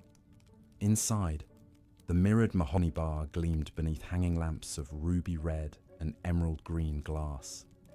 The fug of stale beer, sweat, cheap perfume and coal smoke combined into a pungent melange that seared the nostrils and stung the eyes. Fanny Chapman leaned heavily against the long bar, one buttoned boot tapping the gleaming brass footrail. She clutched her gin tumbler with a pale, thin hand, wrist braceleted with faded bruises. Her dark hair straggled in lank tendrils from beneath a dented and bedraggled bonnet trimmed with sad, crushed velvet flowers. The hollows beneath her sharp cheekbones were painted clumsily with rouge, her brown eyes red-rimmed with exhaustion and smudged with cheap coal. At just 22, Fanny had already endured a lifetime's worth of misery. She'd lost both parents to typhus by age 12, leaving her to fend for herself as a scullery maid in the employ of a tyrannical cook. By 16, repeated sexual assaults by the cook's loutish son drove Fanny into the street, where starvation and desperation led her into the degrading trade of prostitution. She'd borne 2 stillborn babies and weathered innumerable cruelties from rough, uncaring customers. Now she clung to gin like a life raft, drinking to oblivion to blot out the memories of loss and brutality. Men's eyes crawled lecherously over Fanny's underfed form as she stood swaying slightly, her black bombazine skirts rustling. She was pretty in a hard, sharp-featured way, but her eyes held a dullness, the flat, weary gaze of one who had long ago abandoned any tender feelings. The gin blunted the edges of her disgust and despair, unfurling a welcome numbness that swaddled her ragged nerves. She gulped the last of the clear, burning liquid from her smudged glass and signaled to the unsmiling barman for another. Fanny was dimly aware of a large figure sidling up to the bar next to her, a whiff of horse manure, leather and stale sweat assailing her nostrils. She ignored the intrusion, focusing blearily on the fresh tumbler of gin the barman plunked down in front of her. The man leaned in, his beery breath hot on her neck. "Watcha, darling. Fancy a bit of company? You look like you could use some cheering up." She turned reluctantly, fixing the stranger with a baleful glare. He was a beefy cove in a shabby leather coachman's coat and crushed beaver hat, his broad, florid face split by a gap-toothed leer. "I ain't your darling," she said coldly, "and I got all the company I need right here." She raised her glass in a mocking toast before knocking back a healthy swig. The coachman chuckled, undeterred. "What, old Mother Geneva? She's a harsh mistress, or so I hear tell. Might be I can offer you something a bit warmer and friendlier if you take my meaning." His ham-sized hand crept toward Fanny's arm, thick fingers furred with ginger hair. She flinched away from his touch, revulsion rising like gorge in her throat. "Get your filthy hooks off me, you bleeding sod," she snarled. "I ain't in the mood for the likes of you." Her free hand strayed toward the cheap pocket knife concealed in her skirts, a precaution born of hard experience on the streets. The man's face darkened with anger, and he grabbed for her again, fingers closing around her bruised wrist. She yelped in pain as he yanked her roughly against him, her gin slopping over the side of the glass. "You'll be in whatever mood I tell you to be in, you little slag," he growled. "I got a bob in pocket what says you'll be agreeable. Quick enough." Fanny writhed in his grip, the knife forgotten as panic bloomed in her gin-soaked brain. She flung the remains of her drink full in the brute's face, making him roar and loosen his hold for a precious instant. Wrenching free, she bolted for the baize-covered door, the coachman's curses echoing behind her as she plunged out into the foggy street. She ran blindly, skirts hiked up around her skinny. The Thames was more than just a river to young mudlarks like Jack. It was a lifeline, a place to scrape out a meager living by scavenging bits of coal, wood, and whatever small treasures the tides brought in. Every morning at dawn, Jack would make his way down to the riverbanks, his bare feet navigating the slippery stones and shards of glass. The pungent smell of sewage and rotting debris hung thick in the air, but Jack was used to it. This was his world, a far cry from the grand houses and glittering shops of the West End. As the murky water receded, exposing the muddy banks, Jack and the other mudlarks got to work. They bent over, their small hands picking through the muck for anything of value. On a good day, Jack might find a few pennies or scrap of metal to sell. But more often than not, his pockets remained empty, his stomach growling with hunger. When the tide was out, Jack sometimes ventured down into the city's labyrinthine sewers as a tosher, hoping to find money or jewelry that had been accidentally dropped or flushed away. It was treacherous work, wading through the foul water and waste in the dark, dank tunnels. The risk of drowning was ever present, with flash floods from sudden rainstorms that could fill the sewers in minutes. And yet for children like Jack, the sewers offered a glimmer of hope, a chance to find something valuable amidst the filth. As the sun rose higher and the streets of London began to stir, Jack would emerge from the riverbanks, his skin caked with grime, his clothes damp and ragged. He was just one of countless poor children, scratching out a living on the margins of the great city. For them, childhood was not a time of innocence and play, but a daily battle for survival. Across London, the great engines of industry were stirring to life. The factories, sweatshops, and workhouses that powered the British Empire. The poor were the fuel that kept the machines running, their labour cheap and expendable. And when they could no longer work, when sickness or injury or old age took hold, the workhouses awaited them. These grim institutions, built to shelter the destitute, were little better than prisons. Behind their foreboding walls, the poor were stripped of their dignity and possessions, forced to wear uniforms and submit to strict rules and hard labour in exchange for a roof over their heads and a bowl of thin gruel. Families were ruthlessly separated, husbands from wives, parents from children. Many entered a workhouse never to see the loved ones again. They toiled in the oakum sheds, picking apart old ropes until their fingers bled, or broke stones until their backs ached, all for a meagre subsistence that kept them barely alive. One young woman, Annie Chapman, found herself in the harsh confines of a workhouse as a teenager. Born into poverty, Annie had turned to prostitution to survive, walking the streets of Whitechapel nightly. The workhouse must have seemed a welcome respite from the dangers and degradations she faced.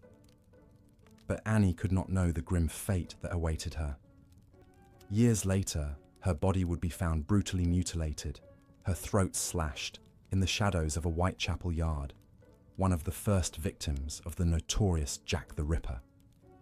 The spectre of the Ripper would soon stalk the gaslit streets, striking terror into the hearts of London's underclass. For now, though, the business of the great city lurched forward, heedless of the suffering in its midst. The London docks teemed with ships from every corner of the globe, their holds bursting with the wealth of the British Empire. Tea from India, silk from China, rubber from Malaya, cocoa from Africa. An army of dockworkers toiled to unload the precious cargo. Lascars from Bengal, Irish navvies, East End costermongers. They laboured for long hours in all weather, their bodies straining under heavy loads, always one accident or injury away from destitution. The docks were a place of sweat and blood, of groaning winches and shouted oaths in a babel of languages. Accidents were common and lives were cheap. In 1852, an iron barge carrying barrels of coal tipped over at Cuckold's Point. 8 men were trapped beneath the hull, screaming and pounding as the Thames rushed in. By the time they were brought up, 6 had drowned and 2 were barely alive, coughing up the dark, filthy water. Such scenes were all too ordinary along the bustling Thames quays. The hunger for profit overpowered any concern for human life. There was always a fresh supply of desperate labourers willing to risk their necks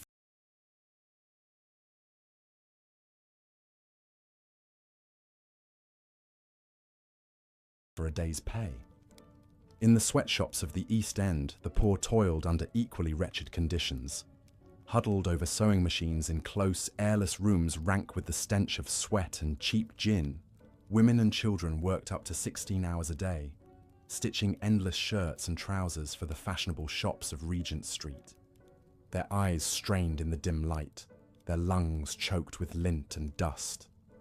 Badly nourished and overworked, they easily fell victim to disease. Tuberculosis, known as Taylor's disease, cut a brutal swath through the crowded slums. One of the most notorious trades for women was matchstick making. In dark, cramped factories, rows of pale matchgirls deftly dipped the slender wooden sticks into vats of white phosphorus, their skin absorbing the terrible poison with every breath. Many developed the dreaded phossy jaw, a horrific disfigurement that slowly ate away their teeth and bones. The plight of the match girls gained national attention in 1888, when activist Annie Besant published a damning exposé of the working conditions at the Bryant and May factory. Besant described girls as young as 12 toiling 14 hours a day for a pittance, their gums bleeding and their hair falling out from phosphorus exposure. Public outrage over this white slavery eventually led to the famous Match Girls strike and some modest reforms. But life for most factory workers remained a bleak cycle of overwork and illness, their brief lives snuffed out like matchsticks. They were cogs in the great machines of empire, easily replaced when broken or worn down. As darkness fell over the crooked streets of the East End, the gin palaces and opium dens came alive, glittering oases of oblivion for the downtrodden. Those with a few pennies in their pockets, the gin shops offered a chance to drown their sorrows in cheap spirits. Drunkenness was rampant, a nightly escape from the miseries of the slums.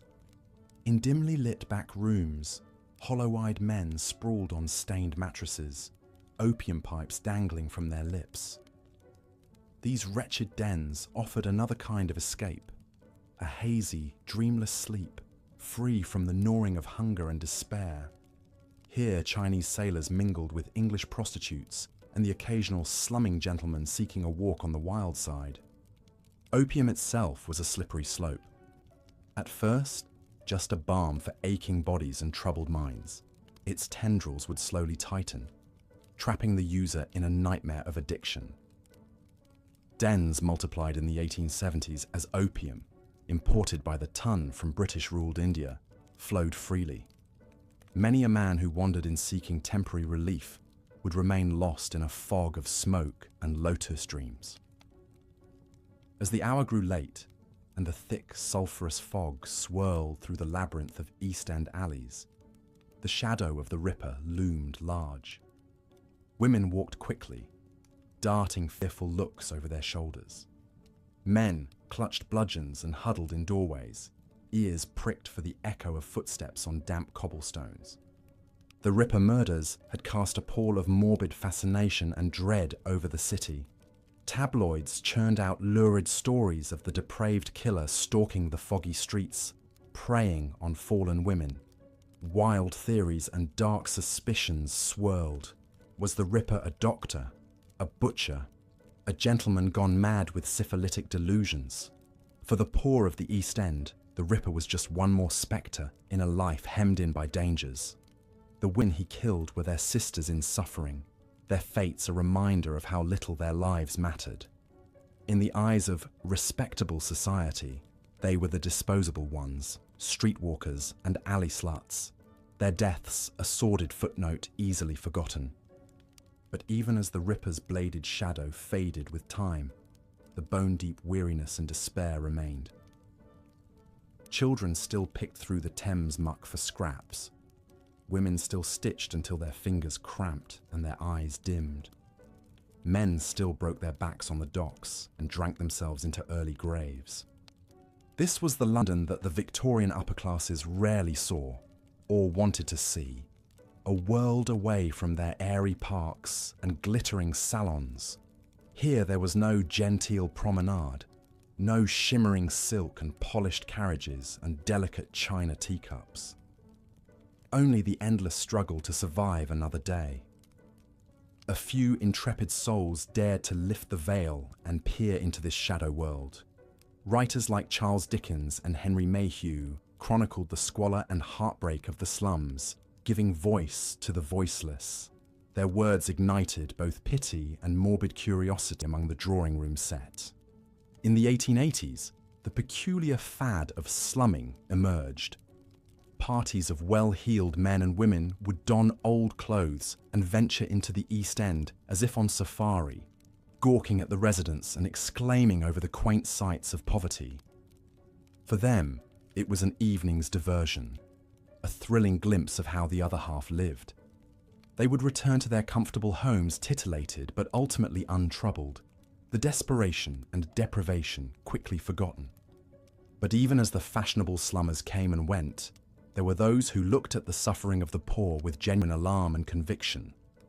A rising chorus of reformers, philanthropists, and progressive thinkers were beginning to argue that such misery had no place in a civilized society, that even the lowliest dock worker or matchstick girl deserved dignity and a chance at a better life. One unlikely hero who emerged was an unassuming engineer named Joseph Bazalgette. In the sweltering summer of 1858, the stench of raw sewage in the Thames had grown so overpowering that it threatened to shut down the workings of the government. The Great Sink, as it was known, could not be ignored by even the most sheltered aristocrat. Bazalgette had a bold plan: to build a vast network of underground brick sewers that would carry waste safely downriver, far from the city's heart. It was a mammoth undertaking that would ultimately stretch over 1,100 miles and take nearly 20 years to complete. The engineer faced ridicule and resistance from many quarters. The cost was astronomical and the disruption to the city would be immense. Many could not fathom how the problems of the poor could possibly be connected to the elegant avenues and grand monuments of the West End. But Bazalgette persisted, and the great work inched forward. Tunnels were dug, pipes laid, reservoirs and pumping stations constructed. Slowly but surely, the fetid streets of old London were vanishing, replaced by a hidden world of engineering marvels that would serve the city for generations to come. It was just one step on the long road to progress. Over the coming decades, children would gain the right to a basic education. Housing reformers would begin to clear the worst of the slums and build new model dwellings. Labour laws would curb the worst abuses in factories and mines. Change came in fits and starts, the old ways stubbornly clinging like a dank fog. There would be many steps back for every hard-won stride forward. The poor would remain, their struggles still desperate, their burdens still heavy. But a corner had been turned, a quiet revolution set into motion. The cold Victorian heart was beginning to thaw, to contemplate its own complicity in the suffering of the many. If Dickens and Mayhew had helped to prick the conscience of the age, Then it was the clamour of match girls and dockers, the scolding of labour activists, and the unstinting work of reformers that would begin to reshape the social landscape. They were the little match flames, bravely sputtering to life, casting the first fragile light into the gloom. Even the wretched of the East End began to stir and imagine that a different future was possible, that their children might one day walk taller and breathe more freely than they ever had, that the great groaning machinery of industry and empire could yield a portion of its plenty to those who kept it running. It was a dream still decades from fulfillment, a hope shadowed by the stubborn realities of class and custom. Many would not live to see its fruits. The mudlarks would keep scrounging, and the matchgirls would keep sickening. The hungry and forsaken would keep scratching and gasping through the soot-choked alleys. But even so, a flicker of light persisted, a sense that the tide of times was shifting, however slowly, that the hard, gem-like flame of common humanity could not be endlessly quenched, however fierce the forces arrayed against it. That a great and grim city might yet learn to measure its true wealth in the health and hope of its humblest citizens. And so we leave the gaslit streets of old London, the child labourer and the hunched seamstress, the tubercular docker and the shivering prostitute. We step out of the sepia shades of the past and back into our own day, hopefully a bit wiser and more tender-hearted for the journey. The struggles of those whose weary feet trod those cobblestones are not entirely behind us. The injustices they faced echo in our own time, wearing different guises but cutting just as deep. The shadows of poverty and despair still linger, even amid the bright lights of our modern age. But we can look to the East Enders of old and take heart from their resilience in the face of crushing odds, from their refusal to be ground down, to accept the fate handed to them, from the way they lifted each other up in small unsung acts of grace and solidarity. We can let their memory be a spur to our own empathy and action, to never look away from suffering, to never grow complacent or callous in the face of want, to believe that no soul is disposable and no child's future foreclosed by the accident of birth. This is their legacy to us, carried forward on the mists of time. A reminder that the true measure of a society is not in the height of its glittering spires, but in the depths of its compassion for those in the shadows. That there is no grandeur without mercy, no true progress that leaves its most vulnerable behind. So let us carry their flickering flame forward, these long ago wretched of the earth. Let the light of their humanity be a beacon in our own striving for a world where every child may know safety and plenty, every worker dignity and reward, where the bright promise of great cities is a birthright for all, not a distant gleam beyond the grimy pane. This is the task left to us by the bones and ashes of old London, to take up the hard, unfinished work of bending the arc of history towards justice, to mend what is broken and lift up what is laid low, to craft a future worthy of those whose toil and tears laid the foundation stones, however unwillingly. It's a long twilight struggle, the work of generations. But as we labour on, may we forever carry the memory of the East End poor in our hearts, their sorrows and their small triumphs, their unquenchable spirit in the face of unimaginable adversity. In the warp and weft of their lives, roughly woven and too quickly cut short, we may yet find the threads of our own better angels, the pattern of a more luminous tomorrow. The long Victorian night is over, but the dream kindled in those gaslit alleys, of a world where every soul might climb free of the smog to greet a brighter dawn, remains to us, fragile yet fierce, an inheritance and a sacred charge. May we lift it high and carry it forward, a rushlight against the gloom, until the day when its radiance is undiminished, and all the dark corners of human suffering are forever banished to shadow and memory. The East End of London was a notorious den of poverty, grime and vice. Its dark, labyrinthine streets were choked with tenements, the air thick with the stench of human misery. In 1888, this already bleak corner of the metropolis was plunged into a new depth of terror by a string of gruesome murders that sent shockwaves through proper Victorian society. Between August and November of that fateful year, 5 women met horrific ends at the hands of a shadowy figure who came to be known as Jack the Ripper. All the victims were prostitutes who lived and worked in the squalid streets of Whitechapel.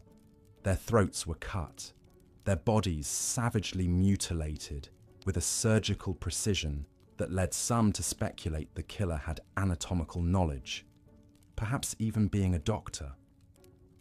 The first canonical victim was Mary Ann Nichols, known as Polly. Her body was found in the early hours of August 31st in a dark corner of Bucks Row by a cart driver on his way to work.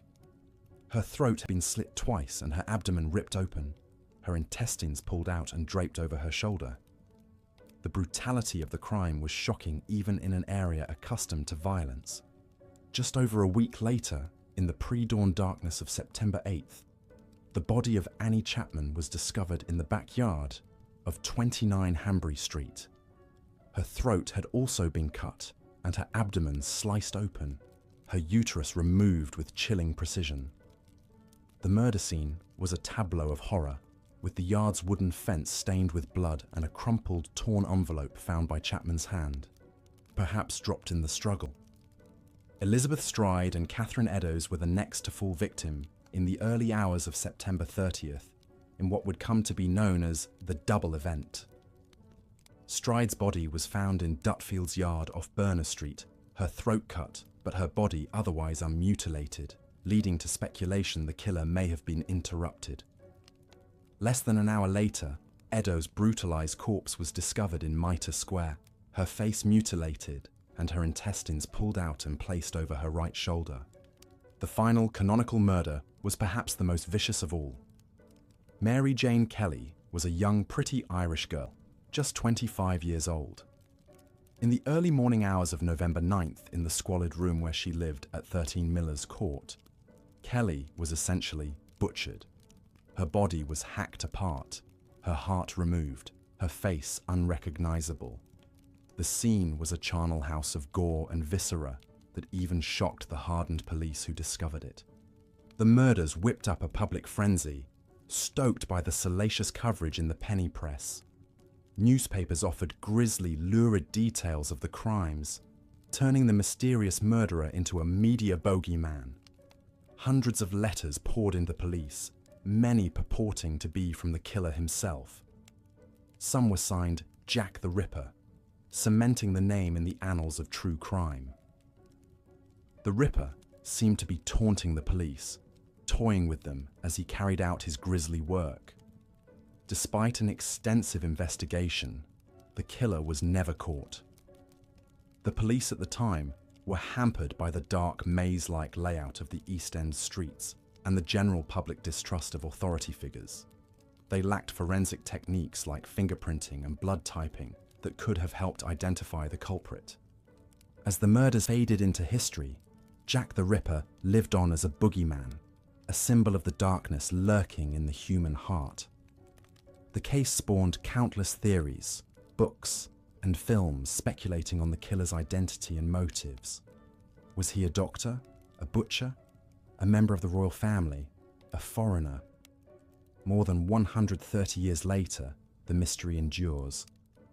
But beyond the morbid fascination and conspiracy theories, the Ripper murders shone a light on the plight of London's poor and the precarious existence of women on the margins of society.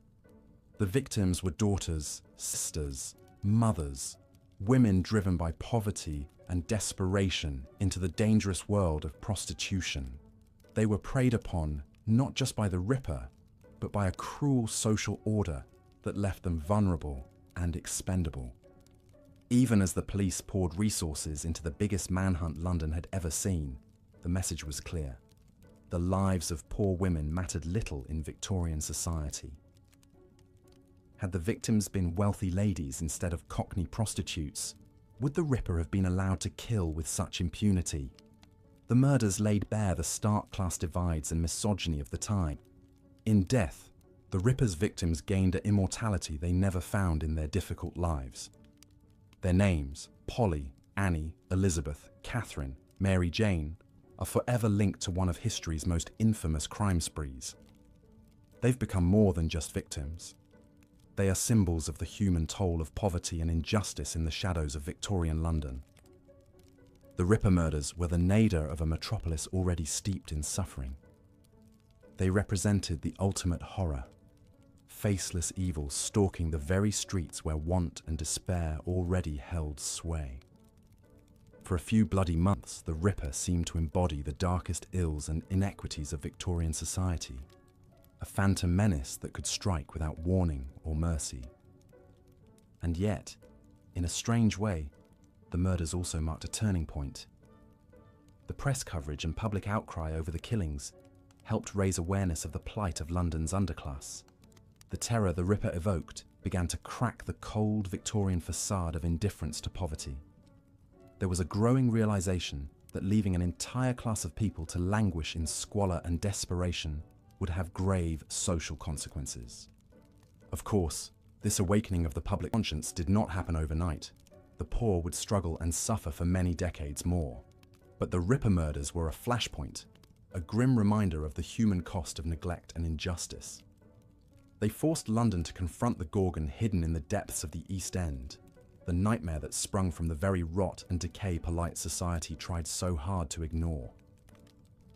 Today, the identity of Jack the Ripper remains a mystery, an enduring cipher for the darkest impulses of the human soul, but his victims are silent no more. In death, they still have much to tell us of the world they inhabited, the hardships they endured, the small joys and crushing sorrows of lives lived on the knife edge of destitution. Their stories are not for the faint of heart. They speak of a time and place where life for the poor was, in the words of philosopher Thomas Hobbes, nasty, brutish, and short. The Ripper was but an exclamation point at the end of that sentence, a monster born of monstrous circumstances. But in remembering the victims and the society that shaped and ultimately failed them, we honor their humanity. We acknowledge the suffering and resilience of those born in the shadows of great wealth and progress. We are reminded that the course of history is so often steered by the forgotten, the unsung, the faces in the crowd. The Ripper's bloody spree in the autumn of 1888 was a heart of darkness for Victorian London, a season of terror that held up a mirror to a society's failings. The murders offered a grim reflection of the vast disparities that defined the era, the cruel social Darwinism that allowed predators to stalk the vulnerable and depraved. But even in the darkest of times, there are glimmers of light. The Ripper murders, for all their horror, helped awaken London's conscience. They stirred first winds of change that would, slowly but inexorably, begin to ameliorate the lot of the poor. They reminded a society enamored with wealth and progress of its most basic duty, to protect and sustain its most vulnerable members. More than a century later, the spectre of Jack the Ripper still looms large in our collective nightmares. But it is his victims who linger in our conscience, their hard lives and tragic ends, a testament to the human cost of poverty and neglect. In remembering them, we pay tribute to the faceless thousands who shared their plight, the huddled masses whose pain and perseverance built the world we inherit. The Ripper murders were a flashbulb moment, illuminating in chilling detail the darkest recesses of the Victorian psyche. They exposed not just the evil that men do, but the evil that society allows by averting its gaze from suffering. They are a reminder that progress is not just measured in wealth and industry, but in how we treat the least among us. In the end, perhaps that is the true legacy of Jack the Ripper's reign of terror, not just a macabre murder mystery, but a call to vigilance, a warning of the monsters we breed in the shadows of neglect.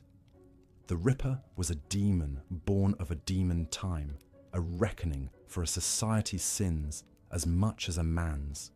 And as we lay our heads down to rest, let us spare a thought for Polly, Annie, Elizabeth, Catherine, and Mary Jane. The Ripper's victims, but also Victoria's victims. Casualties of a society that weighed their worth and found it wanting. In the retelling of their stories, we give them a voice, a place in the tapestry of history. We remember not just how they died, but how they lived, struggling, striving, dreaming, in the face of impossible odds. Their lives and deaths are a testament to the human spirit, to the resilience of those who persist in the darkest of circumstances. They remind us that even in the bleakest of times, hope endures, a light that flickers, but never quite goes out. And in honoring their memory, we keep that flame alive, a beacon to guide us through the shadows of our own uncertain times. So let us remember Jack the Ripper's victims and all the forgotten souls who shared their struggles. Let their stories be not just a morbid fascination, but a call to empathy, to action, to build a world where no one is left to languish in the shadows. That is the true reckoning the Ripper demands of us, a blood debt paid not in terror, but in tears of compassion. As we drift off to sleep, let the ghosts of Victorian London be not just spectres of a dark past, but guardians of a brighter future, silent sentinels urging us to be better, to do better, for all those who share our fleeting moment in the sun. In their whispers, we may yet find the wisdom and the will to build a world where even the humblest among us can walk without fear, where the only shadows are those of tall trees and grand dreams. The slums of London were a world apart from the grand manors and gaslit avenues of the city's wealthy West End. In the teeming tenements and rookeries of neighbourhoods like Whitechapel and Spitalfields, whole families crowded into single rooms with little light, ventilation or sanitation. The fetid streets were choked with rubbish and the waste of humans and animals alike, putrefying into a reeking miasma that bred disease and despair. Imagine yourself as young Jack Lucky Jones, a spry 12-year-old lad, scampering along the muck of the River Thames's shores at low tide. Jack was a mudlark, one of the many poor children who scavenged the riverbanks for precious scraps of coal, bits of rope, or anything else that could be sold or used. The mud sucked at his bare feet, studded with shattered glass and rusted nails. But Jack's keen eyes and quick hands darted over the debris, hoping to spy a shimmering coin or a scrap of silver amid the filth. Sometimes Jack got lucky. That's how he earned his ironic nickname among the mudlarks. A shilling here, an old pocket watch there. Once he even found a gold tooth. But more often the pickings were slim, his stomach growling after hours hunched in the muck. On those lean days, Jack might try his hand at being a tosher. A tosher was a scavenger of the sewers, wading through the dark tunnels in search of lost coins, bits of scrap metal, perhaps a silver spoon if he was lucky. It was even filthier, more dangerous work than mudlarking. The stench was overwhelming in the claustrophobic brick passages. Jack ran the risk of drowning if he was caught by a sudden rush of rainwater and sewage. Rats skittered past in the dark, and strange fungi clung to the clammy walls. But when you're hungry, you'll risk quite a lot for a chance at a few farthings to fill your belly. Still, as grim as mudlarking and toshering could be, it was better than the alternative, ending up in the workhouse. The workhouses were supposed to be places of refuge for the poor and destitute, funded by local parishes. But they were run more like prisons than charities. Upon entering a workhouse, the poor were stripped of their personal belongings and freedom. Families were separated, with husbands and wives housed in different wings, and children sent to either the children's ward or industrial schools. Imagine long days of back-breaking work, breaking stone, picking oakum, unraveling old ropes, or sewing rough uniforms. Meals were meagre, often just watery gruel and stale bread. The able-bodied poor were expected to earn their keep through labour. The sick, were warehoused in crowded, unsanitary infirmaries, where diseases like typhus ran rampant. The elderly and infirm whiled away their last days in the grim, old people's ward. For most, ending up in the workhouse was a fate barely better than slow starvation on the streets. One woman who knew the misery of the workhouse all too well was Annie Chapman. Born into poverty, Annie had endured a stint in the Dorset workhouse as a young woman before marrying and having children. But her life took a tragic turn when her husband died, leaving her destitute. Like many poor women, she resorted to prostitution to survive, supplementing her meagre earnings as a charwoman. Annie rented a tiny room on Hanbury Street in Spitalfields, bringing back clients to the dingy space she could barely afford. In the pre-dawn hours of September 8th, 1888, her mutilated body was discovered in the backyard of 29 Hanbury Street. Her throat had been slashed down to the bone and her abdomen ripped open, intestines pulled out and arranged over her shoulder. Annie Chapman was the second victim of the most notorious serial killer in history, Jack the Ripper. While Jack prowled the streets that autumn, most East End residents continued their daily drudgery, many of them at the docks or in factories.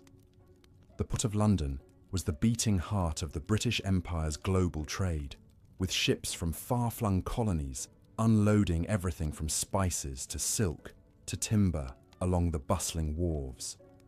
Brawny dockers hauled crates and barrels, dodging clanking cranes and treacherous cargo nets.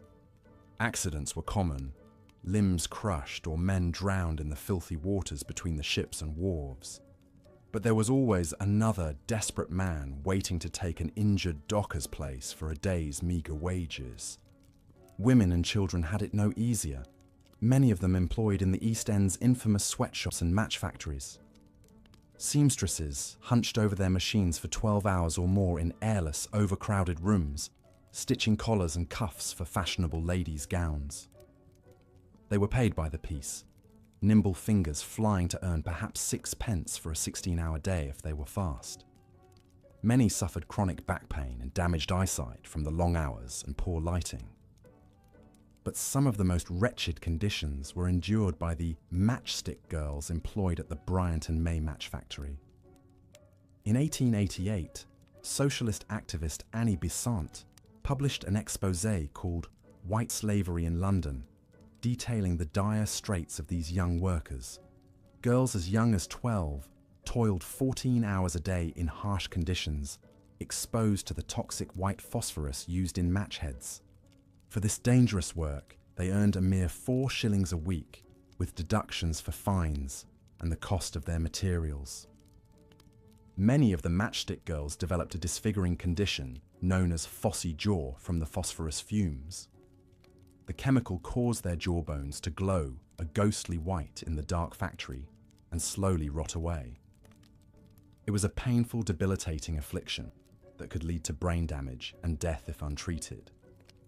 But the Bryant and May Company dismissed concerns, claiming the girls simply had poor hygiene.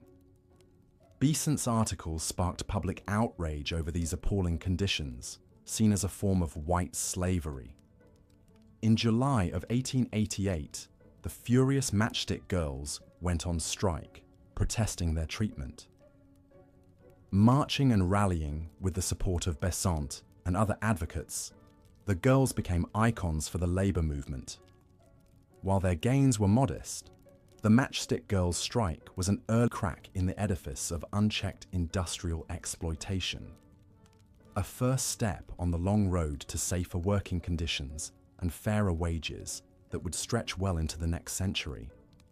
But in the meantime, many of the poor still sought solace and escape in the bottle or the pipe. Gin palaces glittered on many a corner in the East End, promising a brief respite from the drudgery and despair. For a few pennies, a man could drink himself into a stupor, dulling the aches and pains of a long day's labours. Of course, the relief was temporary. Come morning, the gin would be gone, but the wretchedness would remain. And too often, a gin-soaked man might lash out violently, battering his wife or children in a drunken rage. Opium offered another form of oblivion, its fumes wafting from the dark doorways of East End opium dens. Chinese sailors first brought the practice to London's docks, but it quickly spread as a cheap and powerful anaesthetic for the poor. In dim, smoky rooms, hollow-eyed men and women sprawled on grimy mattresses, sucking the drug from delicate pipes as they drifted into hazy, dreamless stupors. Some might disappear into an opium den for days, even weeks, wasting away in a narcotic trance as the world went on without them. Yet even in their desperation, few honest folk of the East End would trade places with the nameless wretches who eked out a living in London's most chilling and forbidden trade, the resurrection men. In a time when the study of anatomy was advancing rapidly, the need for human corpses far outstripped the legal supply. Doctors and medical students required a steady stream of cadavers to dissect, but only the bodies of executed murderers could be legally used. So an illicit market emerged, a macabre commerce in stolen corpses, dug fresh from paupers' graves. In the dead of night, the resurrection men would creep into graveyards, shovels and sacks in hand. With speed and practiced skill, they unearthed the newly buried, hacking through coffin lids and hauling out the bodies to be whisked away in a cart. A fresh corpse could fetch as much as 10 guineas from a desperate anatomist, a small fortune. The gruesome practice filled the public with dread and revulsion, fears of one's own body being spirited away and desecrated after death. Grieving families of the poor would keep vigil by new graves for days to deter the body snatchers. Iron cages called mort safes were affixed over plots as a grim form of protection. Some even resorted to booby-trapping fresh graves with tripwires and explosives. While the resurrection men plied their grisly trade in the shadows, London high society developed a strange fascination with poverty as entertainment. Slumming became a popular pursuit for the well-to-do, a voyeuristic form of tourism to the meanest streets of the East End. Parties of gentlemen and ladies would hire guides to lead them through the rookeries and tenements, gawking at the squalor and deprivation like visitors to a human zoo. Some even attended special slumming balls where they could dress down as beggars and thieves, play acting at poverty for a night before returning to their comfortable homes. It was a callous kind of thrill-seeking, a way to flirt with the city's underbelly without getting one's hands too dirty. But for reformers and philanthropists, this exposure to the poor's wretched conditions could also be a powerful motivator. Appalled by what he witnessed in the slums, journalist Henry Mayhew made it his life's work to document the realities of London's poor in his landmark book, London Labour and the London Poor. Through vivid interviews and unflinching descriptions, Mayhew brought the struggles of costermongers, street sweepers, rag pickers, and other humble workers to light. His work helped pierce the willful ignorance of the upper classes and spurred social conscience. Writers like Charles Dickens also drew back the curtain on London poverty, using their talents to craft vivid, fictionalized portraits that stirred both sentiment and action. From the workhouse boys of Oliver Twist to the street urchins of Fagin's gang, Dickens put a human face on the sufferings of the poor, particularly children. His immense popularity made him a social justice advocate as much as an entertainer, inspiring reforms and charities. This rising tide of awareness and conscience would slowly, incrementally begin to change Victorian society. Charities and movements sprang up to minister to the poor in both body and soul. The Salvation Army, founded in 1865, embodied this new drive to offer both material aid and spiritual succor. Their motto was soup, soap, and salvation. First tend to the basic needs of the hungry and destitute, then offer them the hope of God's grace. But it would take more than soup and sermons to cure the deep ills of London poverty. Real, lasting progress would require major feats of engineering and political will to create a city that could be livable for all its citizens. rich and poor alike. And in 1858, the stench of human misery that permeated London would become too overwhelming to ignore any longer. They called it the Great Stink. That summer of 1858 was the hottest on record in London, with temperatures soaring above 90 degrees Fahrenheit for days on end. As the mercury rose, so did the stench. The fetid waters of the River Thames, long used as an open sewer, began to cook and ferment in the brutal heat. The result was an ungodly reek that enveloped the city like a noxious fog. At the time, London lacked any kind of comprehensive sewage system. Waste from privies, laundries and abattoirs simply flowed into ancient storm drains that emptied directly into the Thames. During the Great Stink, the river transformed into a bubbling, putrid stew of human and animal filth. The miasma was so thick and eye-watering that it became known as the monster soup. As the stink intensified, London ground to a halt. Boat traffic on the Thames ceased as no one could bear to be near the revolting river. Judges at the Old Bailey courthouse soaked their handkerchiefs in chloride of lime in a futile attempt to block the smell. Even the newly constructed Houses of Parliament, perched right on the river's banks, became uninhabitable as the stench seeped through the halls and chambers. Members of Parliament discussed moving upriver to escape the noxious vapours. Londoners feared that the Great Stink heralded another outbreak of cholera, which had already claimed tens of thousands of lives in previous years. It was clear that London's haphazard, decentralised approach to waste management was no longer tenable. The Great Stink literally forced Parliament's hand, spurring a monumental public works project that would become one of the great engineering marvels of the Victorian age. Enter Joseph Bazalgette, a visionary engineer who had already distinguished himself working on London's railways and dockyards. In 1856, Bazalgette was appointed chief engineer of the Metropolitan Board of Works and tasked with solving London's sewage crisis once and for all.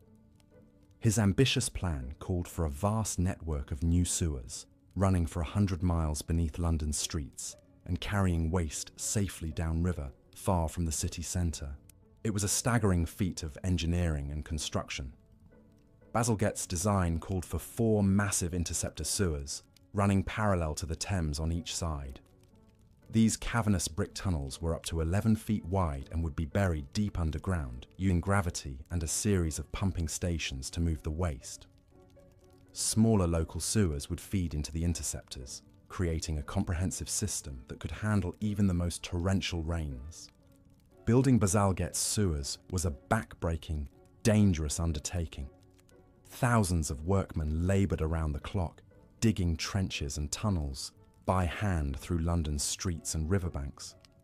They burrowed through ancient plague pits and Roman ruins, shoring up the unstable earth with timber and bricks.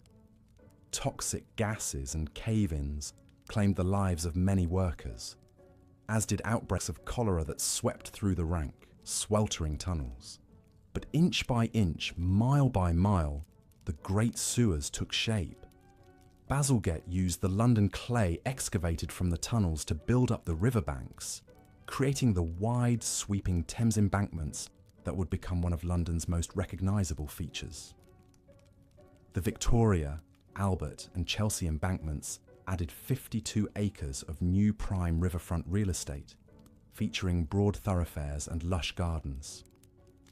The southern outfall sewer alone stretched for 11 miles, from Deptford to Crossness, where Bazalgette built a magnificent pumping station to eject the waste into the Thames estuary on outgoing tides. With its soaring Gothic turrets and cathedral-like interiors, the Crossness pumping station was a monument to Victorian engineering prowess, a literal cathedral of sanitation. When the new sewer system was completed in 1875, it was hailed as a triumph of human ingenuity over the chaos of nature. The death rate from cholera and other waterborne diseases plummeted as London's drinking water became noticeably cleaner. The Thames began to recover from centuries of abuse, its waters running clearer and fish returning to its depths. Bazalgette's sewers had quite literally saved London from drowning in its own filth. But as monumental an achievement as the sewers were, they alone could not wash away the entrenched poverty and human suffering that still gripped much of London. Real progress would also require a change in the hearts and minds of those in power, a willingness to see the poor as more than an abstract mass to be managed and contained. And slowly but surely, the Victorian conscience was awakening to the plight of the less fortunate. In the squalor of the East End slums, a new kind of hope was taking root.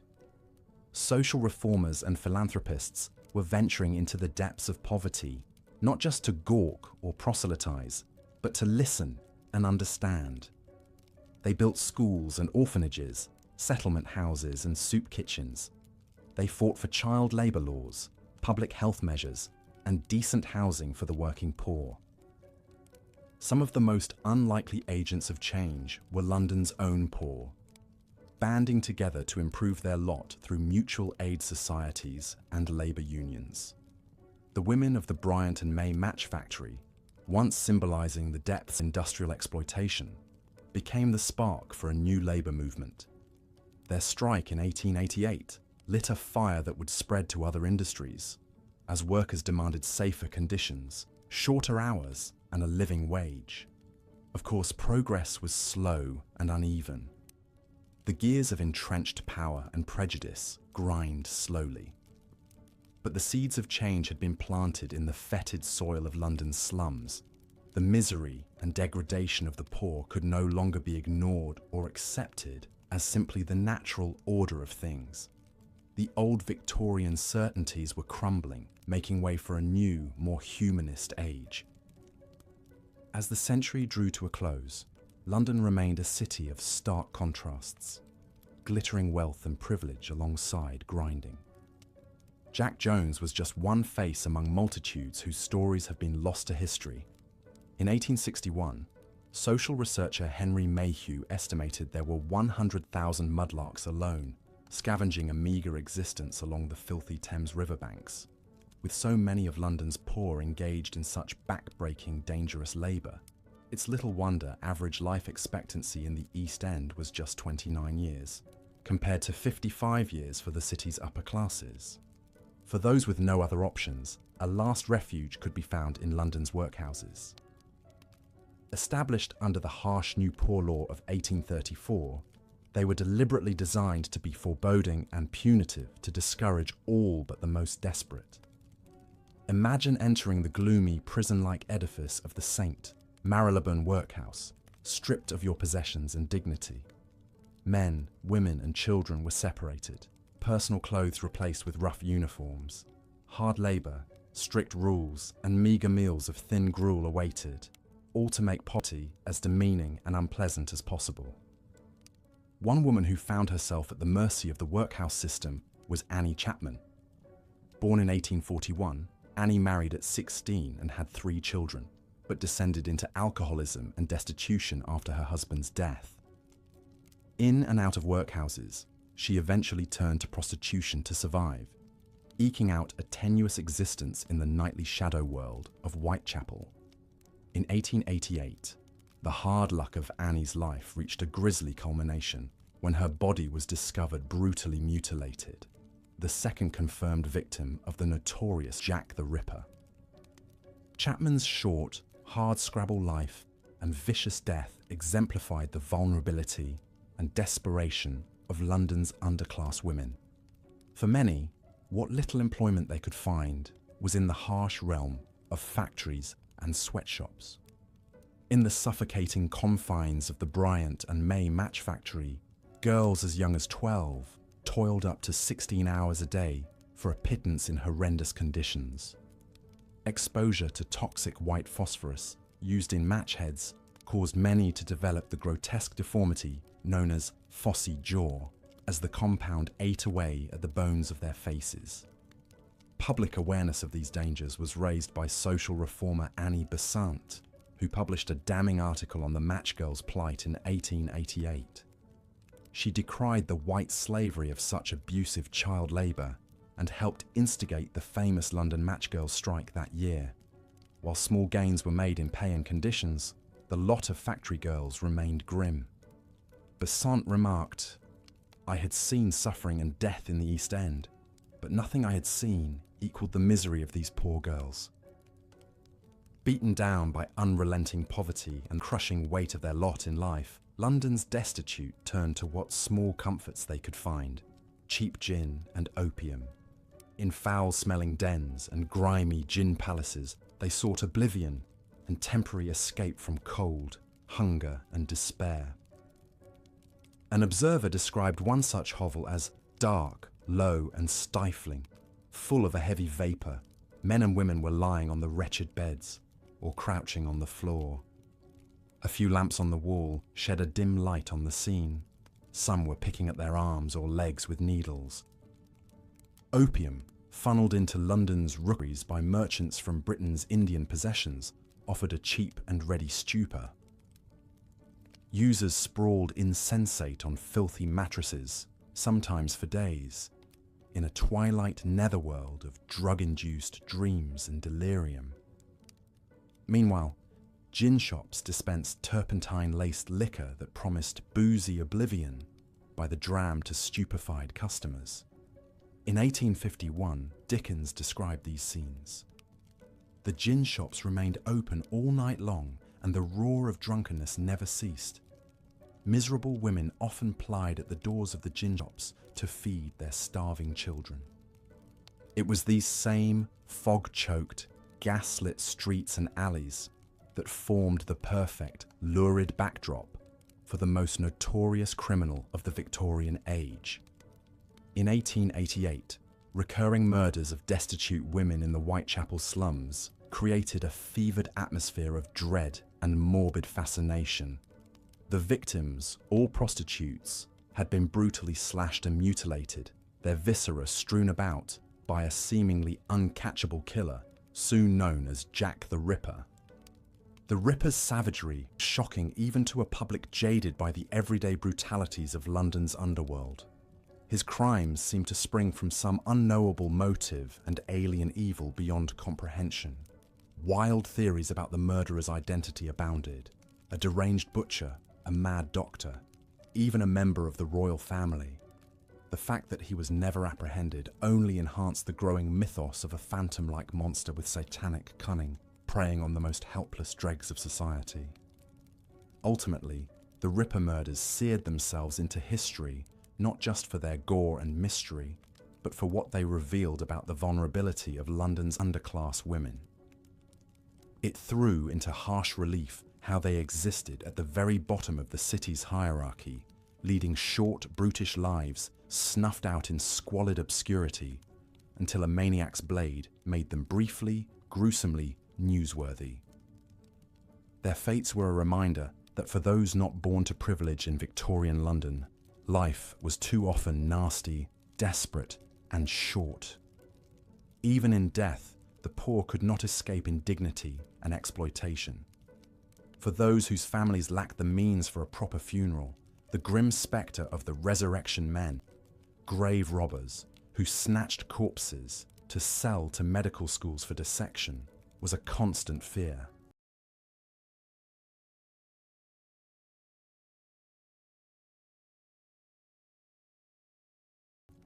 The macabre trade stemmed from laws that only permitted executed criminals to be used for anatomical study, creating a ghoulish black market. In 1831, in a shocking scandal known as the Italian Boy case, a gang was found to have murdered a homeless child and sold his corpse for dissection. The resurrection trade flourished in part because death was so ubiquitous in Victorian London. Disease, malnutrition, and squalid living conditions meant mortality visited the lower classes with grim frequency. Tuberculosis, typhoid, cholera, and smallpox ravaged the crowded slums, their spread aided by poor sanitation and hygiene. In 1848 to 49, a cholera epidemic killed over 14,000 in London, mostly in the impoverished areas south of the Thames. The accepted scientific wisdom of the day attributed the disease to foul odours and miasmas, not yet understanding it was waterborne and spread by contaminated drinking sources. it would take the crisis of the Great Stink in the summer of 1858 to spur real action. That year, London sweltered under a historically hot summer that turned the Thames, by then little more than an open sewer, into a noxious, reeking soup of human and industrial waste. The stench was so overpowering that Parliament, its chambers inundated with the stomach-churning effluvium, draped the windows with curtains soaked in chlorine in a vain attempt to function. The ordeal finally spurred legislators to back a massive civic works project to construct a modern sewer network. The monumental effort was led by the great engineer Joseph Bazalgette, who designed and oversaw the building of over 1,100 miles of underground brick sewers to intercept waste and divert it far downstream. The tunnels were some of the most ambitious municipal engineering feats of the 19th century and a major factor in improving London's sanitation and health in the ensuing decades. Along with the sewers, Bazalgette built the Victoria and Albert embankments, which housed the pipelines and provided riverside promenades still enjoyed today. Bazalgette's sewers were a rare bright spot of progress for London's poor, in an era marked more by piecemeal efforts than systemic change. Social reformers like journalist Henry Mayhew studied the miserable conditions of labourers, street sellers and urchins, but could only incrementally influence the public conscience. Charitable and religious organisations like the Salvation Army and the Quakers operated shelters, soup kitchens and ragged schools for deprived children, but their resources were dwarfed by the immensity of the need. Some limited government reforms aimed at bettering the lot of the underclass, such as the Education Act of 1870, providing funding for new schools, and the Factory Act of 1878, restricting child labour. Private philanthropists, like American banker George Peabody, funded model housing developments to replace some of the most squalid rookeries and tenements with healthier dwellings. But in most cases, such efforts only nibbled at the edges of the city's entrenched poverty and substandard living conditions. Perhaps the most dubious development was the Victorian middle and upper class vogue for slumming, guided tours of the East End slums and opium dens to peer and gawk at their wretched inhabitants like exhibits in a zoo. Justified as charitable fact-find missions, they tended to resemble more a form of poverty tourism. The elite rarely ventured into such precincts without a police escort and returned to their comfortable homes, having done little to understand or alleviate the plight of those they regarded with a mixture of pity, disgust and fascination. In the end, for all the small advances and eddies of reform, life for most of London's poor remained a harsh, tenuous proposition throughout the Victorian era and beyond. Despite the city's growing prosperity and global influence, the lot of its underclass altered little. The same crowded, fetid slums, back-breaking and underpaid labour, the ever-present spectres of destitution and the workhouse, all these continue to circumscribe the mean, desperate lives of those at the bottom of Britain's imperial capital. It is hard not to contemplate their plight, to picture them toiling in the shadows of the Strand's grand facades and palatial townhouses, and not feel the injustice and waste of so many drawn, hopeless faces and talents ground to nothing by the great engine of empire. But we can also glimpse, in the few who emerged to put a human face on that misery, the reformers and radicals, the match girls and dockers who fought and organised for better lives, the unquenchable spirit that endured in the face of such hardship. The London of today is in many respects unrecognisable from its Victorian ancestor, a city of steel and glass, startling diversity and vibrancy, its grimmiest corners now hipster havens and pricey enclaves. But still, parallels endure. The obscene gulf between affluence and want, the invisible workers who clean and guard the towers of privilege, the same aching social and economic divides that consign too many to hardship. And in this, Victorian London stands eternally as a reminder and rebuke, asking us to remember how we treat the lowest among us, how we look after those ground beneath the wheel, as our great cities rise ever skyward on the labours of ghosts. The poor of London faced a brutal calculus: work grueling, hazardous jobs in abysmal conditions, or risk death by starvation and exposure in the streets. For women, the options were even more agonising. Imagine being Mary Ann Nichols, a 43-year-old mother of 5, cast out by her husband after a string of unlucky breaks. To avoid the workhouse, she takes up lodging in a shabby Whitechapel boarding house. But without respectable work, Mary must turn to the one thing no one can take from her: her body. Night after night, she walks the shadowy streets as a prostitute, living in constant danger. Her bed might be a dank, filthy corner of Whitechapel, or, if she's lucky, a 4p a night cubicle at Wilmot's lodging house on Thrall Street. She has little to call her own: a brush and comb, 2 petticoats, a pot of rouge. Every day is a desperate gamble between destitution and perhaps bringing home a shilling to live on. But even this wretched existence is soon cut short. In the early morning mist of August 31st, 1888, Mary's mutilated body is found on the cobblestones of Bucks Row, her throat cut to the bone. The grisly murder sends shockwaves through the East End, and for Mary's fellow prostitutes, it's a chilling warning of a new predator on the prowl: Jack the Ripper. The sad truth was, long before the Ripper's reign of terror, women on the margins led precarious, expendable lives. Earning pennies as labourers or seamstresses was often not enough to survive on. So many were forced to sell their bodies, risking violence and disease. For poor women especially, Victorian London was a bleak and perilous place. They faced a double vulnerability to exploitation at work and brutality at home and in the streets. Wife-beating was shockingly common and even tolerated as a husband's right. Domestic violence drove many women to the streets in the first place. Walking those gaslit alleys at night, soliciting strangers, the threat of abuse was ever present. Rapes and beatings by clients or police were an occupational hazard, to be borne in silence. A sex worker had little legal recourse. She was more likely to be arrested herself for public indecency or disorderly behaviour. Pregnancy was another jeopardy. Contraception was scanty, and many prostitutes bore unwanted children. Backstreet abortions were risky procedures in dingy kitchens or rented rooms. More than a few women bled out or died of infection. Mary Ann Nichols left behind a bleak legacy for her children.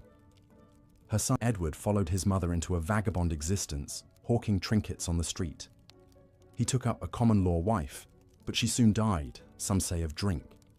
Edward himself later turned up in the workhouse infirmary, destitute and broken. Mary's daughter Alice fared scarcely better, winding up pregnant and unmarried at 16. She gave birth to her son in the grim confines of the Lambeth workhouse. Though little Victor grew up to be a butcher's boy and soldier, his beginnings were in the shadow of poverty his grandmother knew too well. These snapshots of family pain, captured in workhouse records and census sheets, tell a larger story. For London's poorest women and their offspring, misfortune begat misfortune down the generations. Nichols' tale was sadly typical.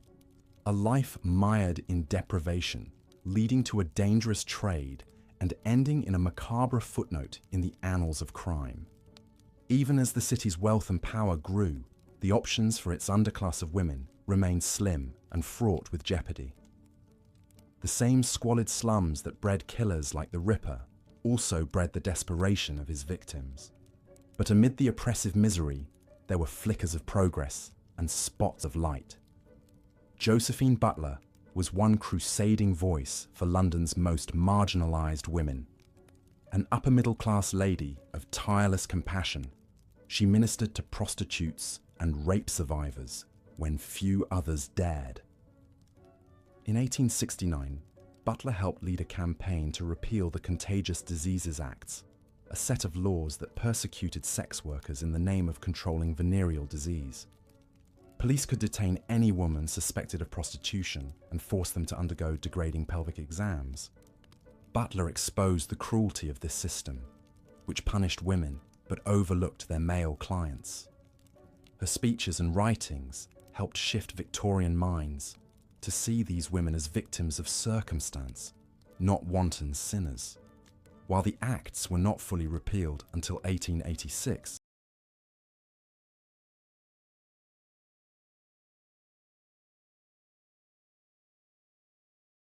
her advocacy laid the groundwork. Other efforts chipped away at the edifice of sexual oppression.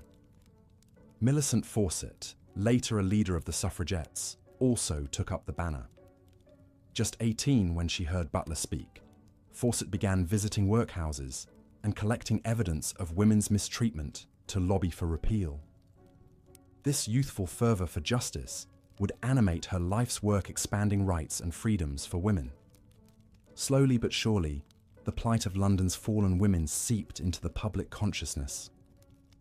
Novelists and journalists exposed their stark realities. Charles Dickens, in the pages of Oliver Twist, gave an unflinching glimpse into the abuse of the young prostitute Nancy by the violent criminal Bill Sikes.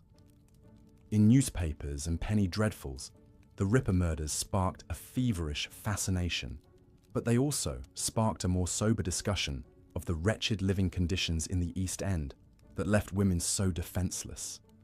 Slum clearance schemes and affordable housing became matters of civic interest. The hardscrabble lives of women like Mary Ann Nichols, Annie Chapman, and Elizabeth Stride would not be magically transformed, but their ugly, untimely deaths had made the suffering of their sisters harder to ignore. Out of the miasma of violence and vice, a more urgent conversation had begun. Though the Ripper was never unmasked, his grisly spree did tear the veil off another monster stalking London's back alleys, the monster of sexual brutality, born of a culture of exploitation.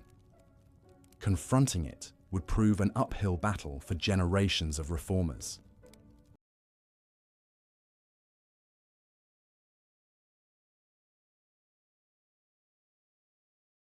But each harrowing headline was a fresh reminder of the human toll of poverty and the unfinished struggle for a more just society.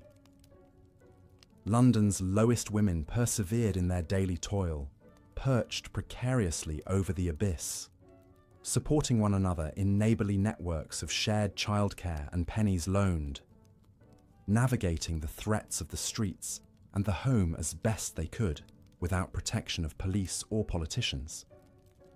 Their survival was a quiet heroism, etched in tired faces in flickering gaslight.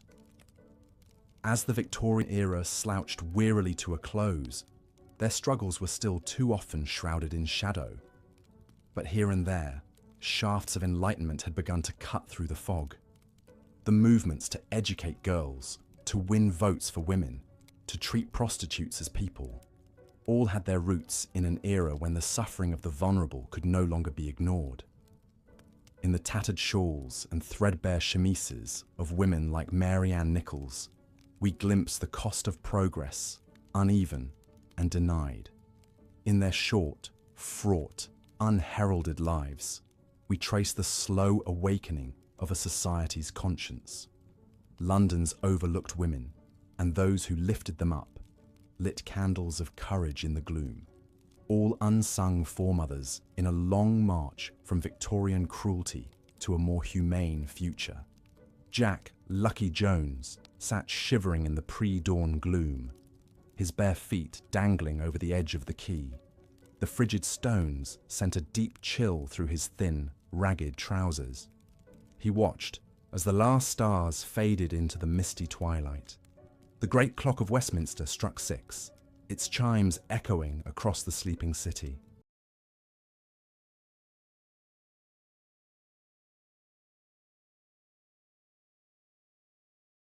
Lucky stretched and yawned, his breath pluming in the cold. It was time to begin his daily toil as a mudlark, scavenging the foul banks of the River Thames for bits of coal, wood, and anything else of value that the tides left behind. Mudlarking was hungry, filthy, and often dangerous work. But for thousands of London's poorest children, it was a matter of survival. Lucky's mum had succumbed to cholera when he was 9, her body hauled away and dumped in an unmarked pauper's grave. His da had abandoned them long before that, vanishing into the rookeries of 7 Dials to lose himself in opium and gin. So Lucky was left alone to make his way on the unforgiving streets, relying on his quick wits and quicker feet to stay one step ahead of the workhouses and the bobbies truncheon. As the weak London sun began to break through the sooty haze, Lucky clambered down the embankment and sank ankle-deep into the black muck. The thick miasma of sewage and decay filled his nostrils, but he was well accustomed to the stench. He scanned the lumpy moonscape of silt, his keen eyes seeking any glints of metal or promising shapes. Mudlarks like Lucky dreamed of finding treasures in the Thames muck, coins, silver spoons, or brass buttons that could be sold for a few bob. But those prizes were few and far between. Mostly it was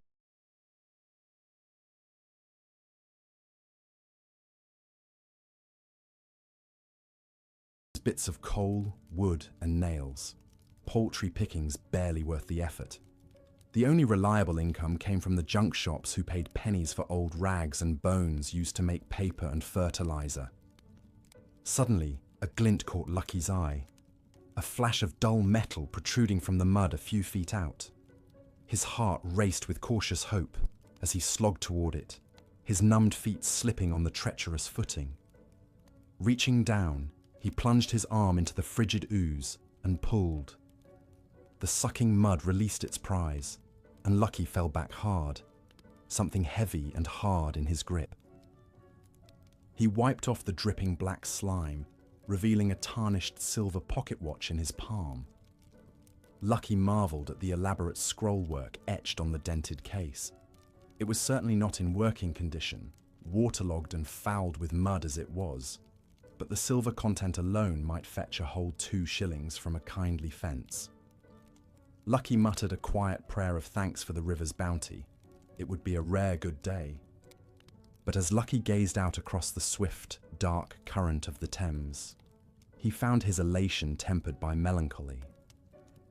How many more years could he survive by picking the river's bones? Already, he was as tall as many grown men, and could no longer crawl through the smaller sewer grates as a tosher. Soon, he would have to find a man's wages to fill his hungry belly. The dockyards, the factories, or the coal pits, with their promise of broken backs and black lung. There were few paths for lads like Lucky, and all of them led to pain. The watcher's dull gleam caught the rising sun as Lucky turned it over in his raw, cracked hands. Who would it belong to, he wondered? Some bourgeois swell, flush with the wealth of the empire, heedless to the suffering at his feet. Or perhaps some poor bloke like his own da, who drowned his despair in drink and left his burdens behind. It was impossible to say, but for now at least, the timepiece would buy Lucky another day's survival in the unforgiving city. With an effort, Lucky shook off his dark musings and pocketed his prize. There were hours yet till the tides rose and he had much ground to cover. He slogged off through the mire, just another small, lone figure dwarfed by the smokestacks and spires of the world's richest city, where misery and fortune lived hand in hand. The Thames flowed on as it had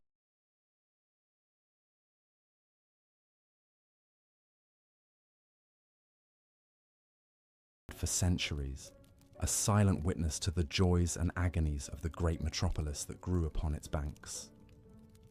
Life in the workhouses was its own kind of mudlarking, where the destitute poor traded their dignity and freedom for a sparse subsistence. To step across the threshold of those grim brick bastilles was to abandon all hope, severing the ties of family and the comforts of choice. But for those with nowhere else to turn, the workhouse was the final safety net between life and death, a sanctuary as pitiless as the streets. Annie Chapman knew the workhouse well. Born in the London slum of Paddington, Her youth was a blur of brothels, prisons, and poorhouses as she struggled to scrape by. The threat of the workhouse loomed over her like the sword of Damocles, a constant spur to clutch at any chance for a roof and a meal, no matter how degrading. Time and again, desperation drove Annie to trade her body in the streets or spend sleepless nights in doss houses, huddled in verminous straw, listening to the groans and cries of her fellow unfortunates. For a brief time, it seemed Annie might escape her dismal fate. She married a soldier, John Chapman, and bore him 2 daughters. But any domestic tranquility was shattered when John died in 1886, leaving Annie alone to scrape by selling matches and crocheting. When times grew lean and rent came due, Annie would take to the streets, standing under gaslights in the Spitalfields nights, selling her favours to strangers. It was a tenuous existence, stalked by hunger and violence, but it was better than the workhouse. Annie fought like a wildcat to avoid the union's cold embrace. But as she grew older and the gin flowed quicker, the workhouse finally claimed her. She was forced to send her daughters away to a charity school and submit herself to the Lambeth workhouse. There she donned the rough prison-like garb, scratchy as sackcloth against her skin, a pauper's uniform of shame. Her haggard face and despairing eyes peered out from under a coarse bonnet, as hopeless as any inmate's. The workhouse master glowered down from his pulpit at this new grist for his mill. He ordered the filthy assemblage to fall to their knees and praise the Christian charity that spared them from starvation, though their aching bellies spoke otherwise. His droning sermon washed over Annie's bowed head unheeded. Her thoughts were consumed with memories of warm embraces and childish laughter, the ghosts of a family now scattered to the winds. The master instructed them to rise, but for Annie, all that greeted her was the grinding toil and regimented horror ahead. Each day was an exercise in exhausted misery. The inmates rose before dawn to a rude clanging bell and shuffled into the dining hall for a breakfast of tasteless gruel and hard tack. Their heads hung in grey resignation. From there, it was on to the day's grim labours, chopping bones, breaking rocks, picking oakum until fingers bled and eyes strained in the weak light. All this for the privilege of a straw mattress, a thin blanket, and a penny a day in the unlikely event of release. For Annie, the workhouse was a special kind of purgatory. The respectable wives shunned the unfortunates like her, who bore the invisible scars of the street. The men leered with hungry eyes, sidling up to whisper vile propositions. Brawls and fits were common among the ill and desperate, punctuated by screams for mercy that went unheard. Through it all, the wardens and matrons seemed to delight in devising new humiliations, confiscating small treasures as contraband, or ordering intimate inspections for signs of disease. One frigid winter's night, Annie finally fled into the chill darkness, unable to bear another moment locked in with London's human refuse. She huddled in a Spitalfields doorway, her breath pluming before her pinched face.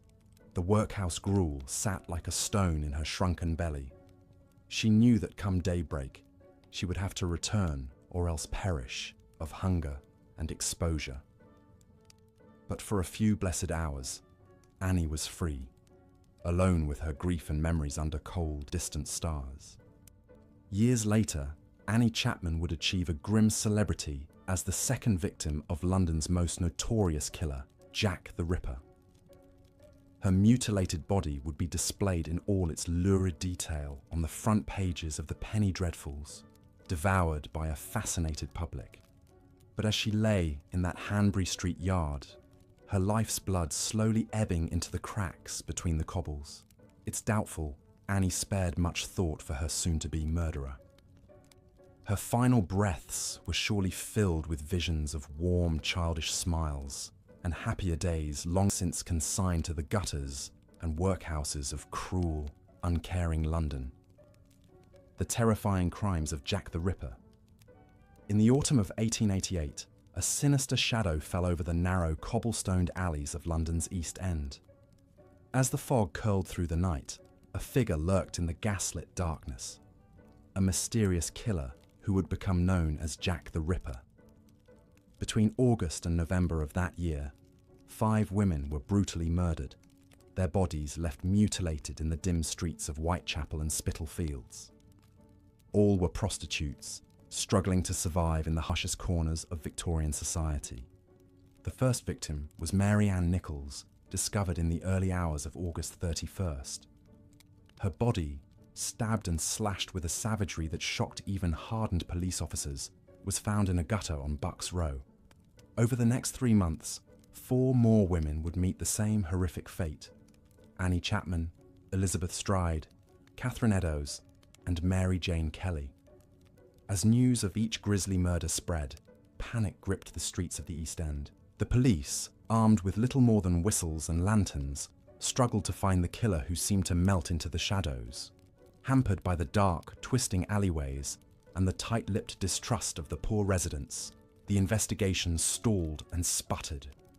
The neighborhood already had an eerie, gothic atmosphere, but the fog-draped crime scenes and the Ripper's dark deeds only deepened the sense of dread.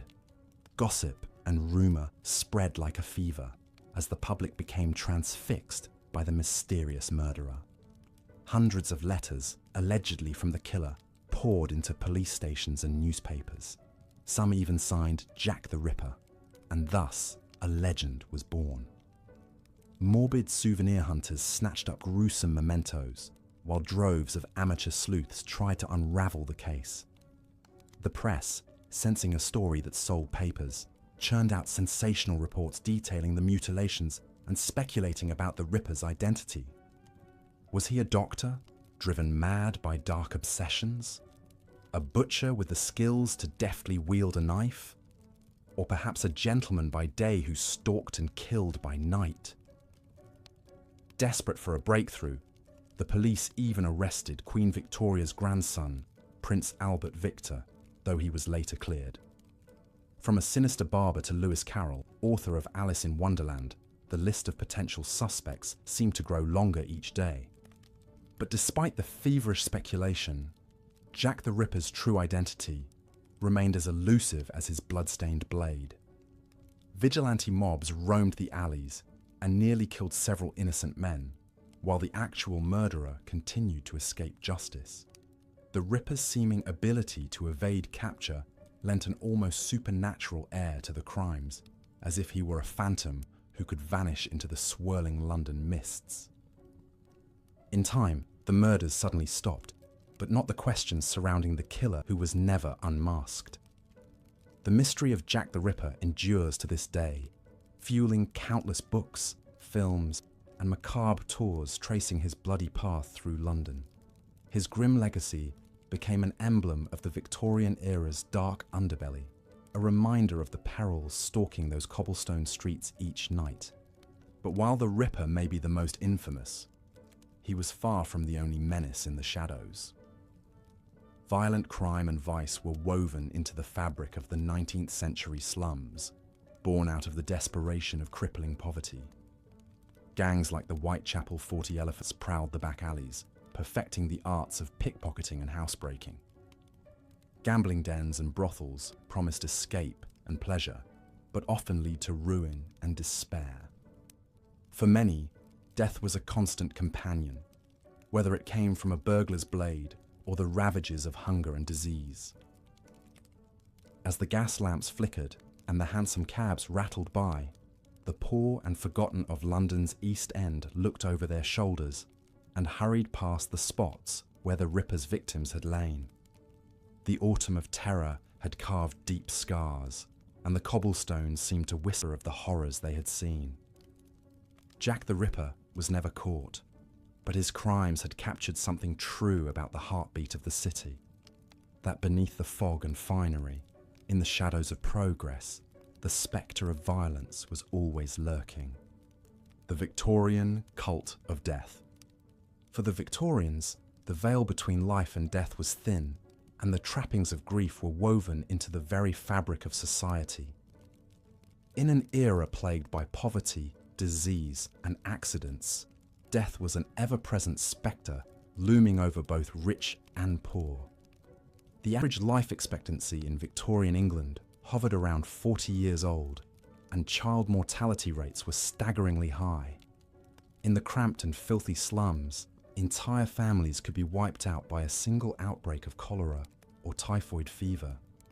Faced with such brutal realities, the Victorians developed elaborate rituals and strictures around death and mourning. Funerals were somber, lavish affairs, with no detail overlooked in the all-consuming business of grief. Undertakers offered a dizzying array of caskets and urns, while newspapers hawked black-bordered mourning stationery and special funeral biscuits.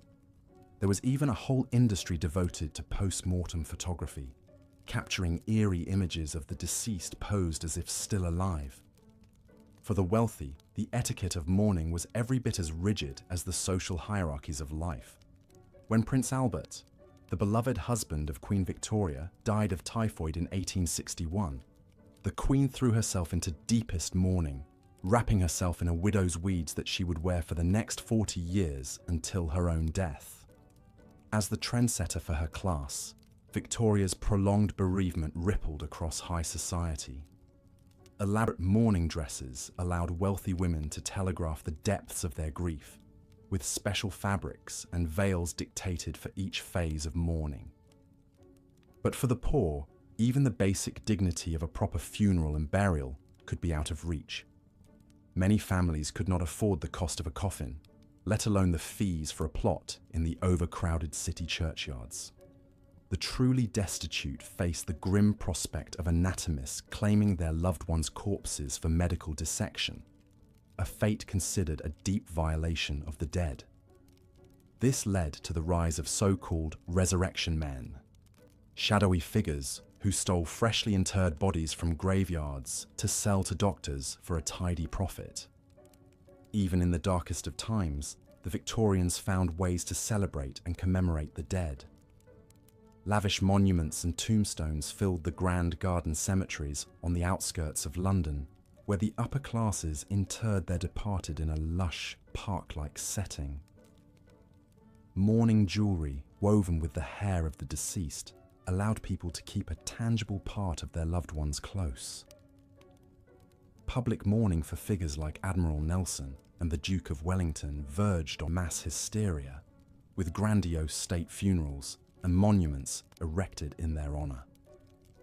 The spectre of death may have stalked the streets of Victorian London, but it also spurred acts of remembrance, from humble keepsakes to the soaring spires and weeping angels still watching over its fabled graveyards. In death, it seemed, even the poorest and most powerless could finally achieve a measure of dignity and a shot at immortality. The Great Leveller, the Grim Reaper, bound the citizens of the city together more than any other force. As much as railways and ships knitted together the empire, it was this collective dance with death and loss that made Victorian London a singular metropolis of grief and memory. Slumming it, the Victorian fascination with poverty.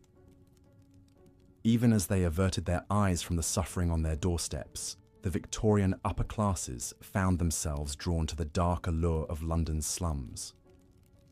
In the fashionable drawing rooms of Mayfair and Belgravia, a peculiar trend emerged: slumming, or venturing into the poorest neighbourhoods to observe how the other half lived.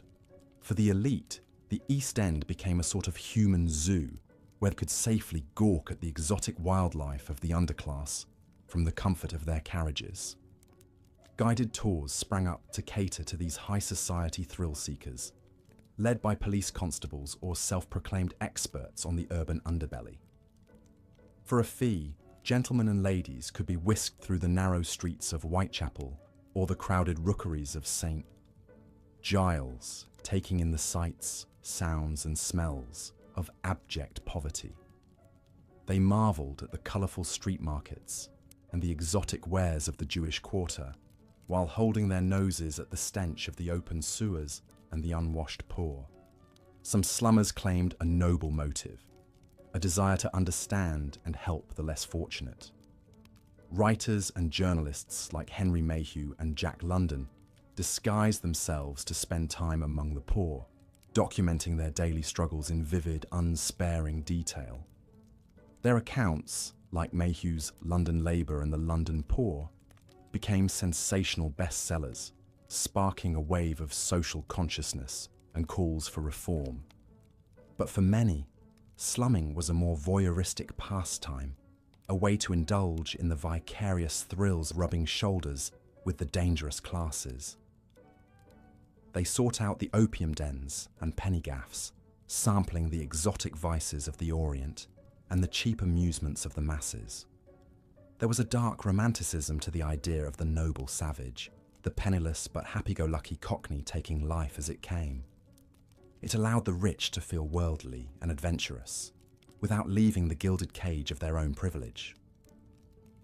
Even the great Charles Dickens was not immune to the slumming craze. As a young journalist, he spent hours wandering the winding alleys of the slums, soaking up the colour and pathos he would pour into novels like Oliver Twist and Bleak House. His unflinching depictions of workhouses and debtors' prisons pricked the conscience of the nation, even as his more sentimental portraits of happy urchins and plucky pickpockets captured the public imagination. In the end, the vogue for slumming was a double-edged sword. It did raise awareness of the plight of the poor and spur some much-needed reforms, from the expansion of the sewer system to the construction of new schools and hospitals. But it also had an undercurrent of condescension and exploitation, a sense that poverty was a form of entertainment for the bored and jaded upper crust. The poor were not consulted on whether they wanted to be gawked at like animals in a menagerie. Still, the fascination with the slums left an indelible mark on Victorian culture, from the social realist novels of Dickens and Gaskell to the haunting photographs of street life captured by John Thompson. It revealed a hunger to pull back the veil on the unmentionable underside of empire, to confront the festering wounds beneath the pomp and splendour. The slums may have been a world apart from the glittering West End, but they were still part of the living, breathing organism that was London, a city of 1,000,000 stories, each more heartbreaking and captivating than the last. The Great Stink and the birth of modern sanitation. By the summer of 1858, London was ripe for disaster. The city had grown explosively over the previous decades, its population swelling to over 2 million souls, crammed into a labyrinth of narrow streets and crowded tenements. But the Victorian capital's infrastructure had not kept pace with this relentless growth. The ancient sewers and cesspools, many dating back to medieval times, were overwhelmed by the sheer volume of human waste and industrial effluent pouring into them each day. As the temperatures soared that June, the city began to bake in the heat, and a miasma of noxious odours rose from the depths. The stench was so overpowering that it became known as the Great Stink, a crisis that would finally spur London to action on sanitation. The Thames, once a shimmering ribbon of life, had become an open sewer, its waters thick with the fecal matter and rotting rubbish of the metropolis. The stink was so bad that it invaded the halls of Parliament itself, causing the great and the good to gag and flee the building in search of fresher air. For years, reformers like Edwin Chadwick and John Snow had been warning of the dire consequences of London's primitive waste disposal system. They had linked the city's recurring cholera epidemics to the contaminated water supply, but their pleas for change had fallen on deaf ears. It took the Great Stink, with its assault on the delicate sensibilities of the ruling classes, to finally break through the inertia and galvanise the government into action. Parliament hastily passed a bill to fund a massive overhaul of London's sewers, appointing the visionary engineer Joseph Basil Gett to oversee the project. Basil Gett's plan was breathtakingly ambitious. A vast network of underground brick tunnels that would intercept the waste from the old sewers and ferry it miles downstream, away from the heart of the city. The scale of the undertaking was staggering, requiring over 1,000 miles of new pipelines and the excavation of 2.5 million cubic meters of earth. The construction of the new sewers was a Herculean feat of engineering and perseverance. Armies of navvies, the hard-bitten labourers, who had built the railways, toiled in appalling conditions to carve out the tunnels by hand.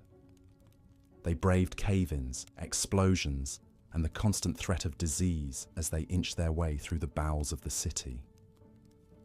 Many paid with their lives, succumbing to the noxious gases and airborne pathogens that lurked in the fetid depths. But slowly, inexorably, Bazalgette's vision took shape.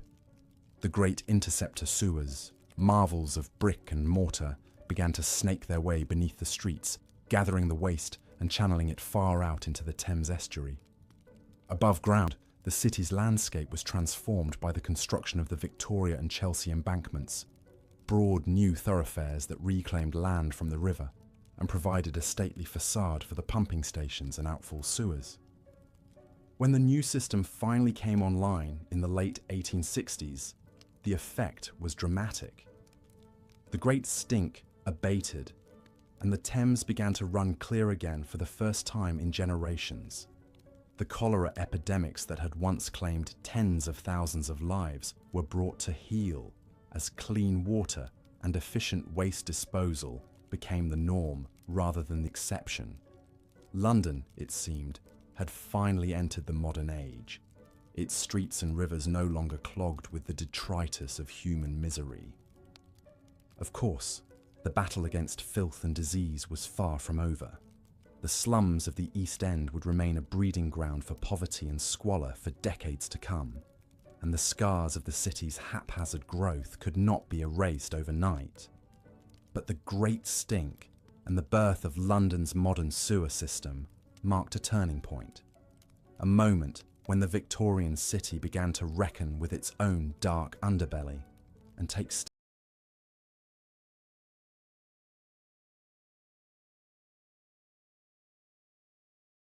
steps to create a more livable, humane environment for all its citizens. Today, Bazalgette's sewers still form the backbone of London's wastewater infrastructure, a testament to the skill and foresight of their creator. They stand as a reminder of the hard-won progress that brought light and air to the darkest corners of the city, and of the unsung heroes who toiled beneath the streets to make it all possible. The Great Stink may have been a bleak chapter in London's history, but it also marked the beginning of a new era, one in which the health and welfare of the masses would no longer be sacrificed on the altar of progress and prosperity. Philanthropy and social reform. Amidst the grime and despair of Victorian London, there were glimmers of hope and compassion. Even as the city's poor suffered in abject misery, a new spirit of philanthropy and social reform was beginning to take hold among the more enlightened members of the upper and middle classes. Gradually, the idea took root that poverty was not simply a fact of life, but a social ill that could and must be alleviated through charity and legislative action. One of the early pioneers of this movement was the journalist Henry Mayhew, whose groundbreaking book, London Labour and the London Poor, shed light on the harsh realities of working-class life in the